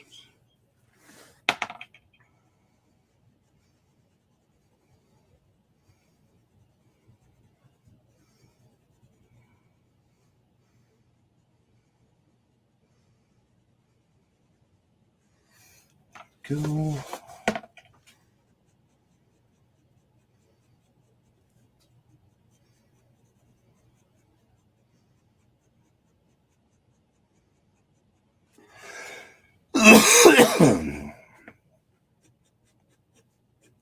There we go. Super hairy. Super hairy arms. But we're not done.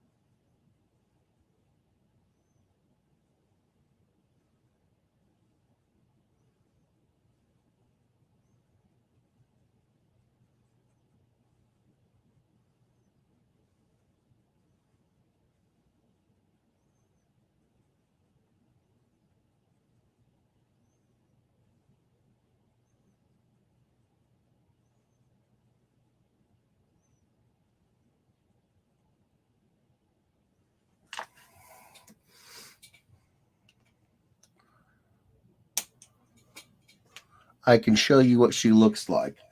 Okay. How?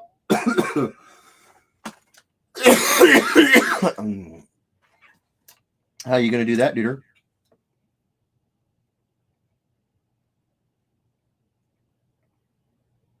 I'd love to see her.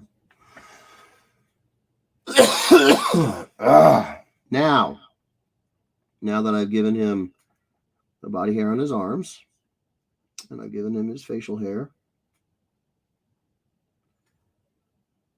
now we come in and spot the blacks.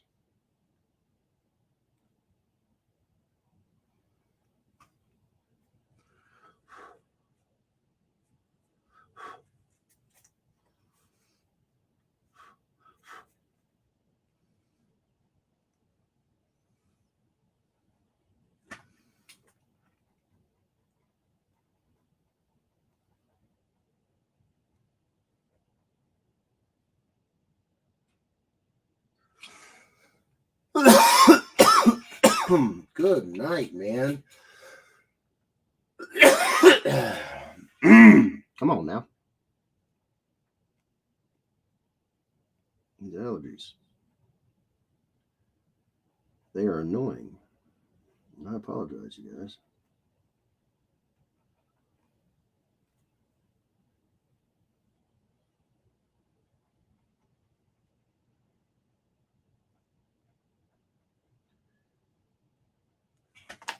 Oh, dropping pins.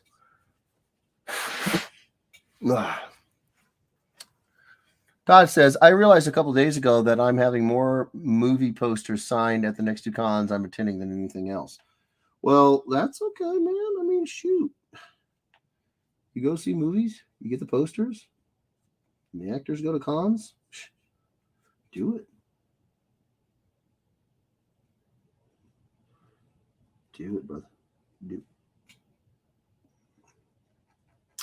As Emperor Palpatine would say, do it.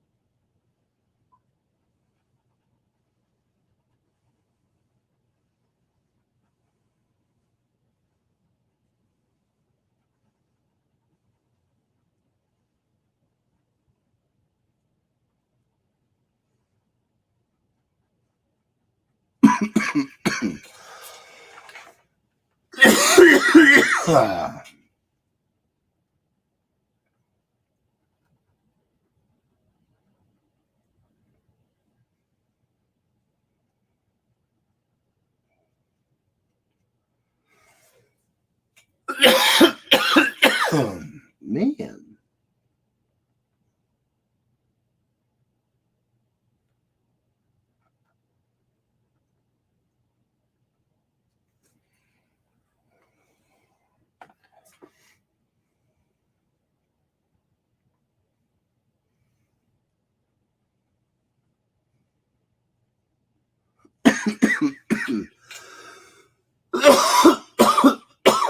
Goodness. Come on.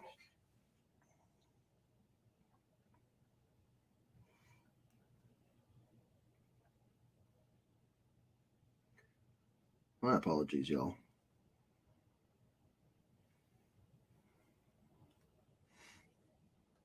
As soon as I wrap this, I'm going to go give me a big old bowl of soup. Something.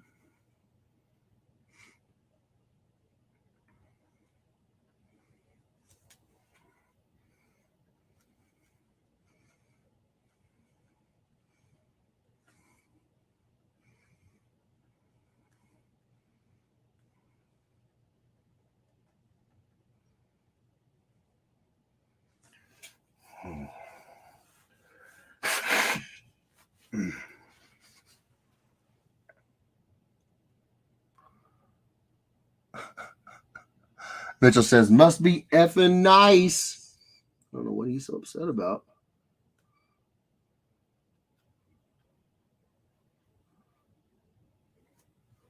But he big mad.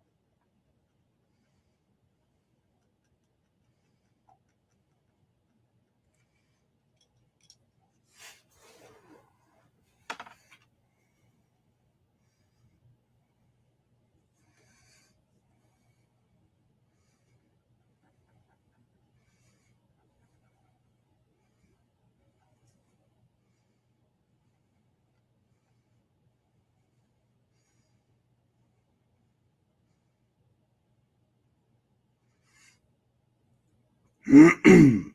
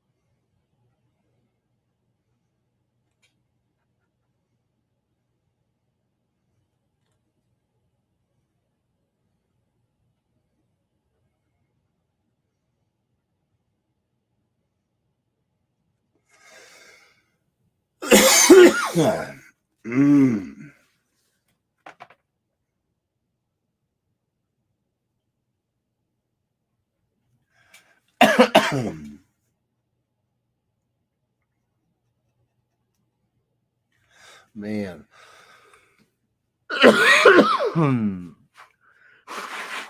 Nah. Man. Funny you mentioned Palpatine, Jeff. Most of the posters I'm thinking are the Star Wars posters I've been getting from Disney. So many Book of Boba Fett and Mandalorian posters I'm having signed. That'll be great to see those. Oh man, I want to see pics. I want to see pics.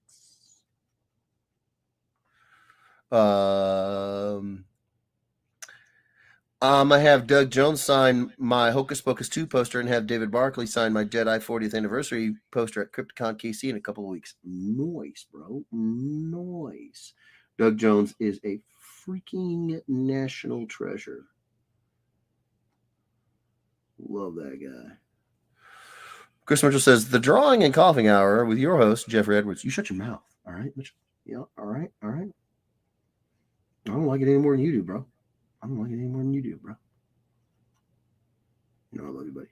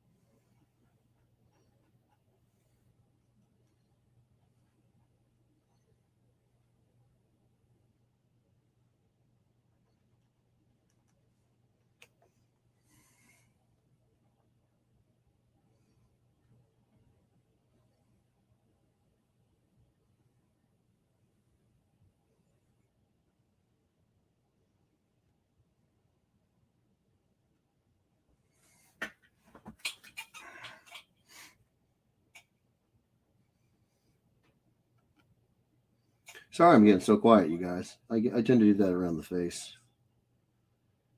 I've had this song stuck in my head all day too. Anybody here know who the band Sleep Token is? I'm sure Todd does. Now that I immediately remember who's in the group.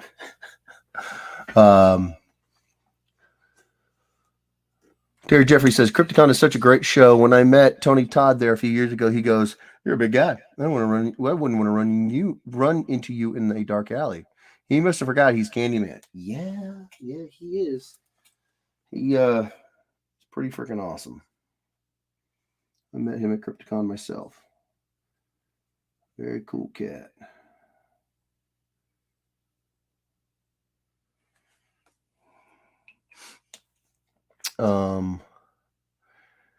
Todd says, I met Tony Todd and Doug Bradley at Crypticon KC in 2015 on my birthday. Tony actually gave me a free second autograph that con. Oh, that's awesome. Chris Mitchell says, on the contrary, I think it'd be hilarious if you just sat there and drew without talking and just made over-exaggerated coughing and sniffing noises with a few unnecessarily long throat clears the whole time while some nature sounds or a flute played softly in the background. Mitchell, I can make that happen for you, bro. Honestly, I mean, it would be my pleasure. Really would. No, part of the reason why I got quiet right there is I've had so the band's name is Sleep Token, and they just released a CD called "Take Me Back to Eden," and I heard the title track of the CD, Take Me Back to Eden. And so it's a fantastic song. The band is just insanely good. Insanely good. But I've had that running in my mind's jukebox for days now. I find myself going quiet, just singing it to myself in my own head because can't do it online. Facebook and YouTube would probably get after me for it. I don't know though. I see people singing this song, doing covers.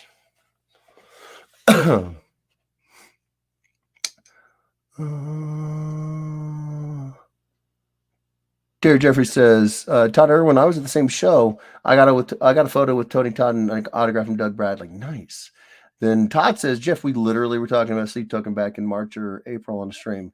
The only time Mitchell and I agreed on something. Oh, nice. Okay. Sleep Token is awesome. New album is freaking amazing. Probably the best thing the only thing we'll ever agree on. Well, as you saw, I pretty much instantly remembered Todd and I want to say Mitchell, but that's a lie. I very rarely remember Mitchell. But I meant like everybody else. Todd, I know. Come on, I know. You know, Todd. I know you know. I mean other folks. Anywho, yeah, that one song.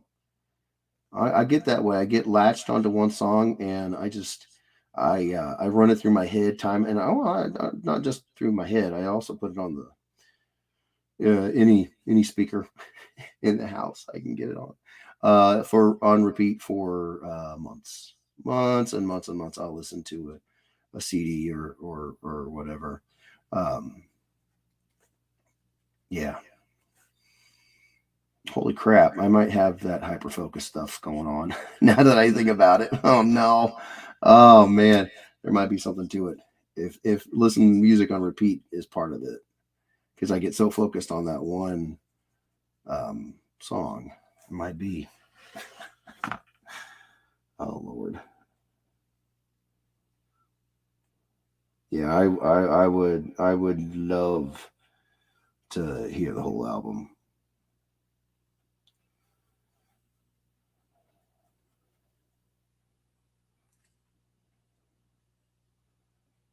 Take Me Back to Eden might be my new favorite song of theirs. For the longest time, my favorite was The Love You Want.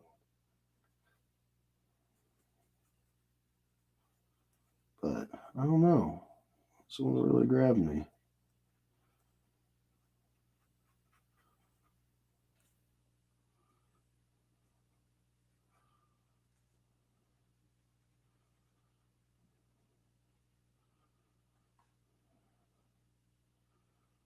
Really dig Chokehold.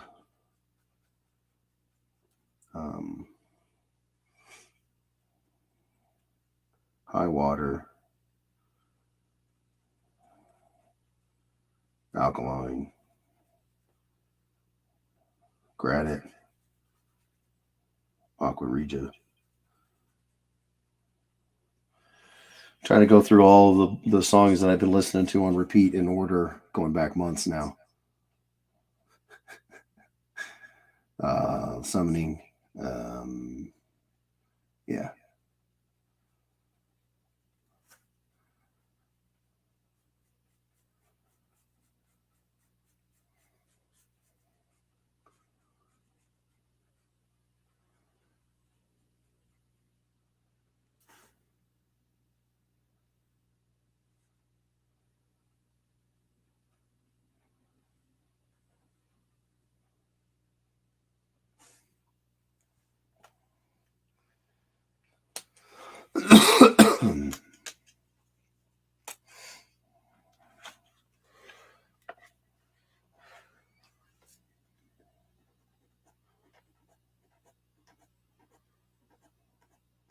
I will also leave some of the rendering and the textures and whatnot to the end because I want to make sure that clarity is key, and sometimes It's better to stay a little loose with it and get through the piece, especially if you feel pretty confident, you know how a lot of the piece is going to go.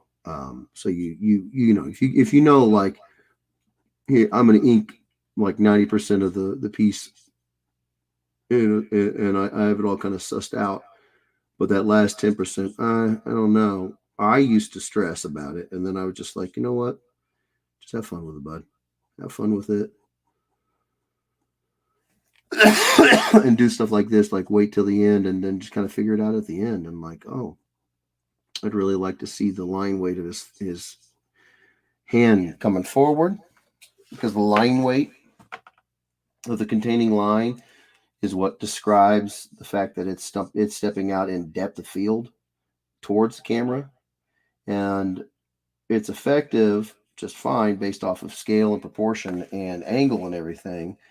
But if I don't have to obliterate that line by taking this black fill all the way up to it, then you'd lose that line thickness because it would just fill. If I don't have to obliterate that, if I can preserve that, then it will help me kind of preserve the visual cue that is telling us that thumb is closer to camera. And it's nothing too hard, you know. But if I just kind of said I'm gonna bulldoze through and I'm gonna do this, you know, when I was first attacking the abdominal area here earlier, then I might have obliterated that line, and then I would have lost it. No, I don't. Well, now I didn't lose it now because I didn't obliterate it. And same thing here. I want to set the black of this mask against the black of the shadow on his arm, and I've already got a little bit of a a thickness to the cowl, and I could run sort of a thickness line here, and that would be good enough. But that's not what we do around here. We play, and if I want it to be interesting, then I need to make it interesting. And an interesting line of shadow, line of beauty like that can go a long ways, especially when it'll allow me to radiate lines out, really reinforcing the pointed form of these cowl ears, while also giving us a little extra something visually that's interesting to look at on his face. I tend to really think about that nowadays. I used to use other, principles of art to bring the viewer to the places on the places on the page that I wanted their eyes to go, and kind of always just kind of forgot about a concentration of focus, details, and something I'm really pushing now. Even though it's just a wing out there of his cowl, it's a little bit more visual detail, visual interest centered around his face, and that is where we want the viewer to look, is his face. And details draw the eye. So save that there. Save that there. And it also serves the same purpose as preserving the line weight of the wing of that cowl. I want to make sure that we see it.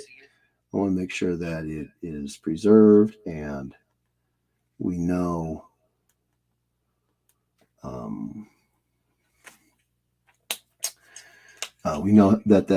that cowl is sticking out in front of his shoulder. I gave his I feel like I gave his cowl wing here a little too much thickness. So I'm going to scale it down, tighten up that line a little bit.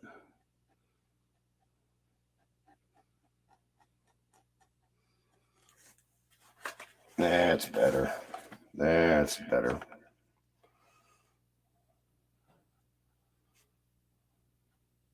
Whoo. There we go.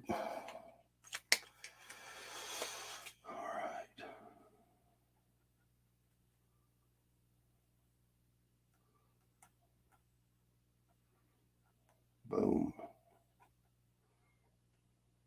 Get out of here, fly. Okay. Terry, your Wolverine, sir, is done. This was an absolute blast. I hope you like it. I know I had a blast doing it. And I'm going to sign.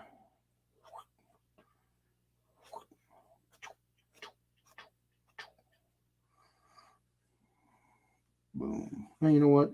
I've been doing this lately. Oh, just so that if there's any question, you know, I signed it. I signed that thing. I signed it twice. All right. Well, guys, I appreciate you guys hanging out with me so much. Hopefully, you had fun. I cannot apologize enough for this cough. I'm still getting used to it. Still figuring out. Still trying to figure. Oh man, is it? How long has this been? Big me, little art. Sweet Christmas. That's just terrible. There you go, Terry.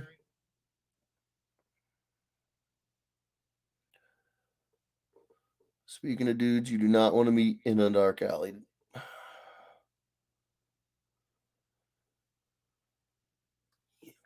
How much of that detail is that going to pick up? Oh, it's picking up quite a bit, actually. All right, camera. Surprising me. Look at the claws.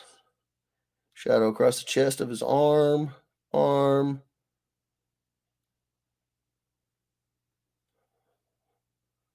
He's done a couple lateral raises. A few curls. Boom.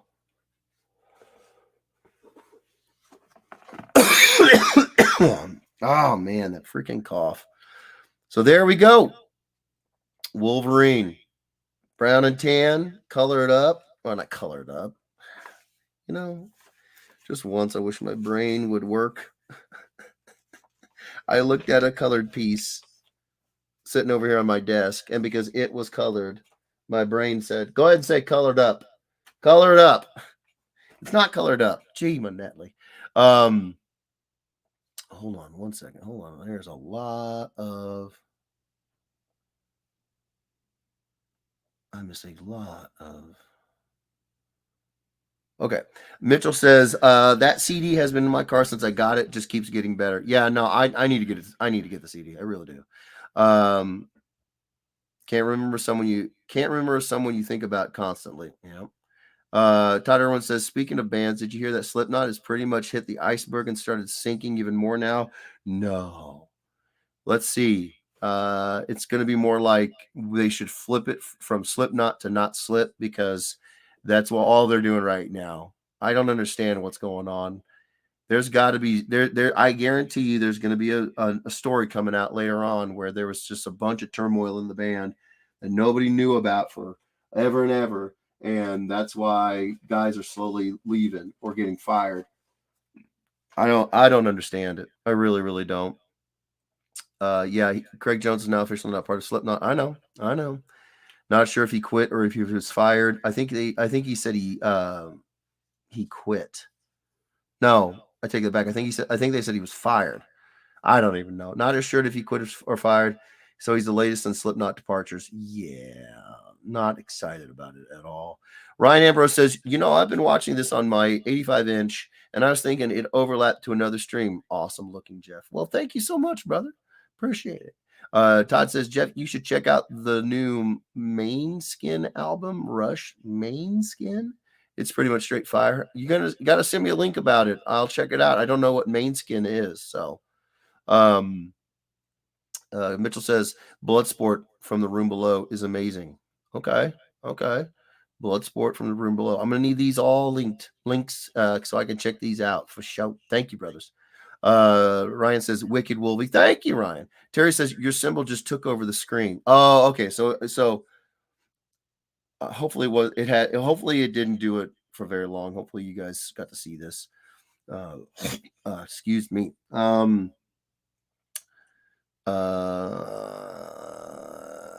Todd Irwin says, Terry, you going to CryptoCon in a couple of weeks? Terry says, Todd Irwin, no, this will be the first year I believe I haven't made it.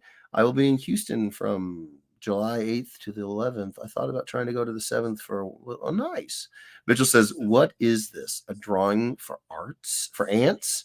This needs to be at least 3 times bigger. Nice. That sounds familiar. What is that from? Terry Jeffrey says, I love what I can see. Oh, well, I'm glad you like it. Hopefully you can see it all now.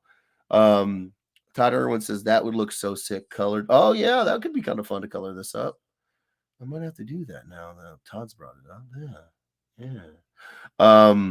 Good Lord. My Wolverine looks a whole lot different at this slanted angle. He doesn't look like that, you guys.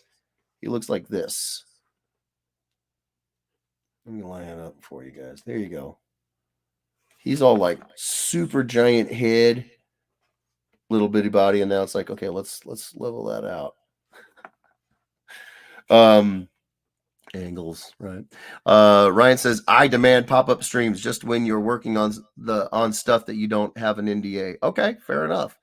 Then Terry Jeffrey says, man, I love this so much. Oh, I'm so glad. Then Amy Youngberg says, that's sweet. Mitchell says, I'd pay at least $5 for that, maybe even $8. Well, you're gonna have to pay Terry Jeffries $5. I'm not sure, but I think Terry might turn you down if that's your best offer, Mitchell. Of course, I'll let him speak for himself, but I feel like he might politely decline. That's my thoughts. All right, you guys. Hey, oh my gosh. It's been 4 hours. You guys, thank you so much for hanging out with me for this long. Oh my goodness. All right, I'm going to get out of here. I have to get upstairs and help out with the boy. Mitchell says Bloodsport is Sleep Token from the room below. Is pretty much acoustic version of the regular track. Oh. What? It's just Vessel and a piano? That dude's voice is haunting. I could get behind that. I could listen to that. Him just on a piano. Holy crap. I did not know about that. That's insane, you guys. Okay, I'm gonna check Bloodsport out. That's fantastic. Mitchell says the ants line is from Zoolander. Yes. Oh my gosh. Of course. Dennis the Minute says, have a good evening. You too, Dennis. Thank you so much for coming and hanging out, brother. I appreciate you. Yeah, this was a lot of fun, man. Oh my Atlanta.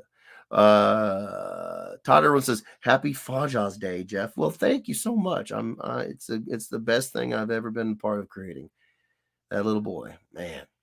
Terry Jeffrey says, good night, Jeff. Awesome work. I can't wait to see it in person. I can't wait for you to see it in person as well. And hey, what do you think? You all right with me coloring this? If I can get a good digital scan of it, you all right with me doing the colors on it? Making a print out of it? I'd love to, man. But I want to know what you think. Let me know, Terry. Ryan Ambrose says, I'll post some pictures I took from bed. Nice. Dr. Tom Barker, how are you?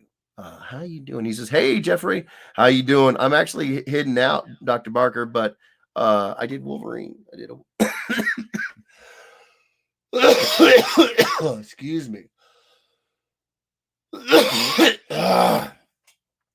Poopy scoops.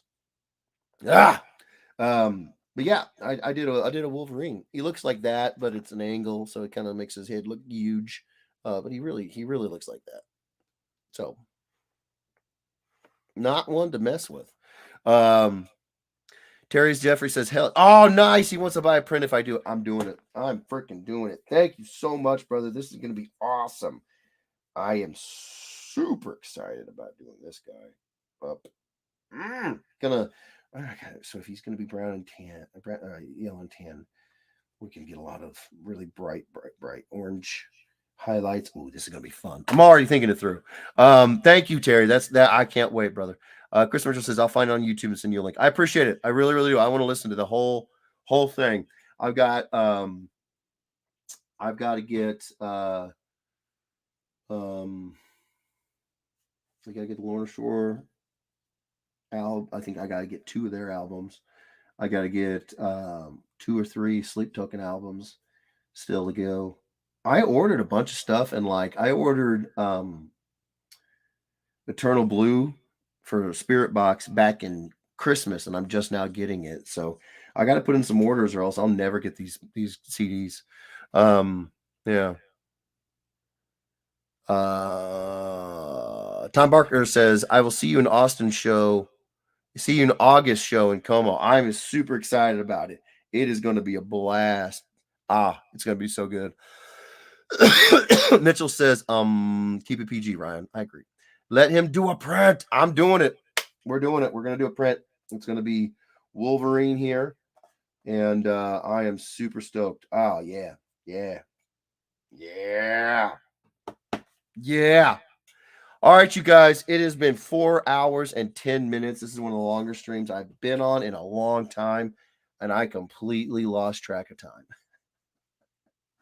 I'm telling you guys think I'm joking. No, I get so focused on something, and until it is done, it is priority one. So I don't know if that's a good thing or not, but we got her done. We got her done, and that's all that matters. All right, I'm gonna get out of here. Thank you guys so much for being here. Oh man, this is gonna be a fun print. Yeah. It's gonna be so good. Okay, I'm gonna get out of here. I might even I'm not gonna get started on the print. I'm coloring it tonight. I can't. I gotta go do dad stuff. Yeah. Chris Mitchell says Will Ramos Lone Shore did a cover of Chokehold. No, he did a cover of Chokehold, Hypnosis, Holy Roller from Spirit Box. No, I'm fully aware. Will Ramos is a generational talent is the best way I can put it. I don't think we're going to see anything like him for a generation. He is something very, very special. Somebody who, I used to be in bands and wanted to make music a career for a while there. I got family who are musicians, and it's to be able to do some of the crap that I've seen him do and still be able to speak. It's incredible. It's just incredible. So no, I'm very, very aware. Facebook user says, no, thank you. KO Dojo. Oh, that sounds like Miguel. Just looking for a butt kicking. Chris Mitchell says shows up at the end talking smack. Yeah, right. That's Miguel for you. All right, you guys. Even Miguel, happy you're here. I'm gonna get out of here. Thank you guys so much. This was an absolute blast. Terry, thank you so much for having me do it, for being so patient while it took me freaking ages to do it. And this was a lot of fun. You know what I just realized? It's his X-Force outfit as well. The lines. The design lines are the two-tone gray X-Force outfit is the same thing as the yellow and tan. I could do either one of those on this. I could do both of them on this. That's crazy. Todd says, I'll send you some videos from Main Skim this week. I think you'll dig it. the new the warning song is pretty tight too. Nice. Ryan Ambrose says night, Jeff. Good night, Ryan. Todd, I look forward to it, brother. Thank you so much. I'm gonna get out of here. I don't know why my camera stopped working. It do that. I don't understand.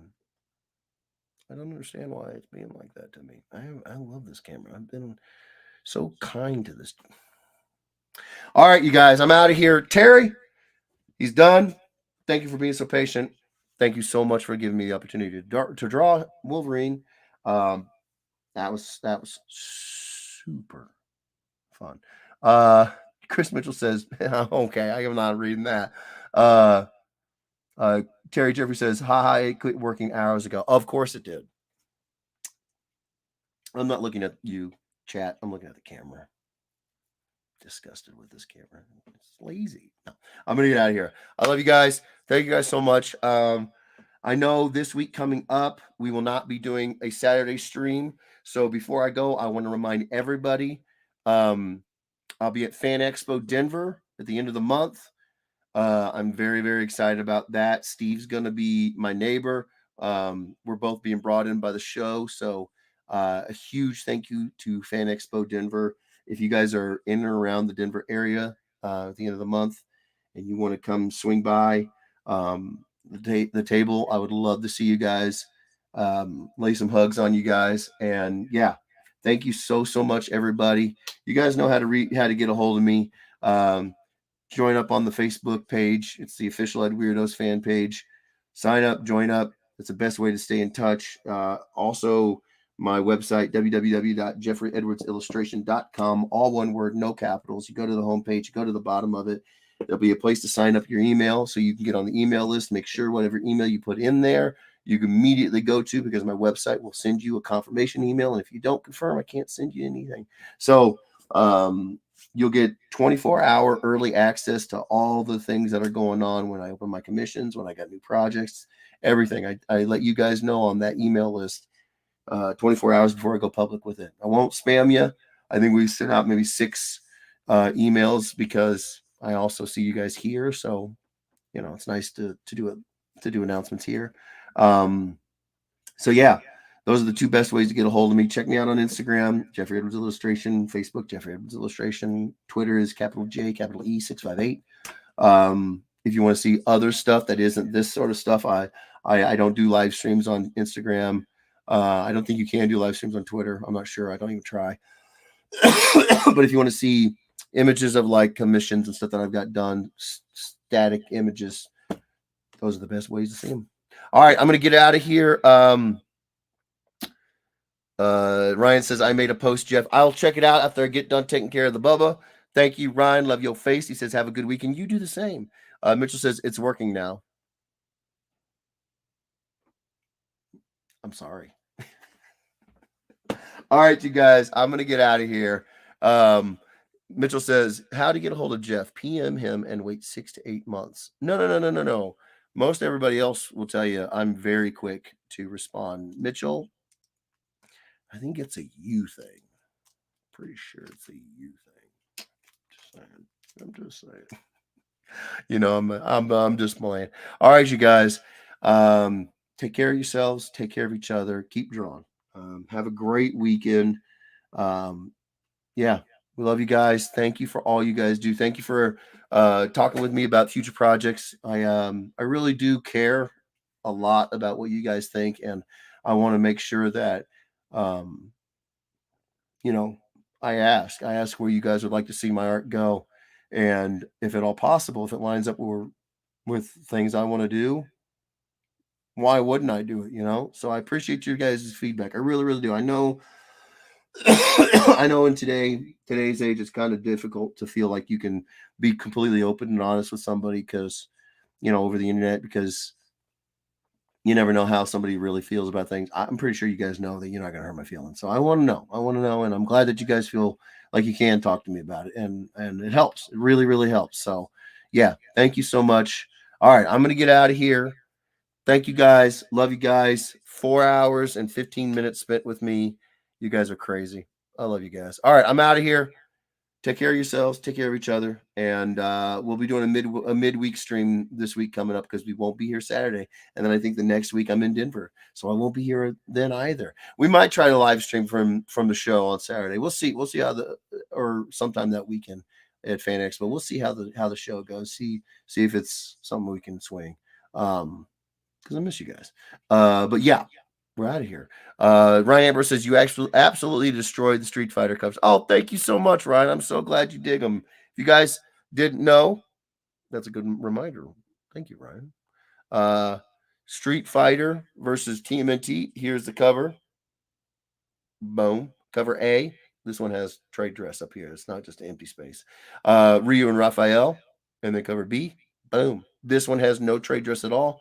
It's a virgin cover. It's all art. If you like either of these, you like what I do, you like my art, you want to support what we do. I'm a big fan of Street Fighter, even bigger fan of the Turtles. So this was a no-brainer. Had to do this one. And the only place you can get it is at onestopcomicshop.com. Dan Partouche is the owner and operator, and he will get you squared away. Yeah, we've got them in hand, in stock. I've already been doing some remarks on them. They turned out beautiful. So if you want them, onestopcomicshop.com. Check them out on Facebook. It's probably the best way to get a hold of them, or you can just go to his website. There you go. Chris Mitchell says, but he cares the most about what I think. Ooh, very debatable. And Miguel is second. If it's like golf, where the least score is the best in that game. If the least caring is the best, then yeah, you know what I'm trying to say. I love you guys. All right, I'm gonna get out of here. I'm gonna go rest this voice. I'm gonna get me some soup and some cough drops, and yeah, take care of yourselves. I mean it. Take care of each other. I mean that too. Keep drawing. I love you guys. All right, we'll see you guys sometime this week. I don't know what day. It's gonna be a random day. Love you guys. All right, I'm out of here. Bye. Click.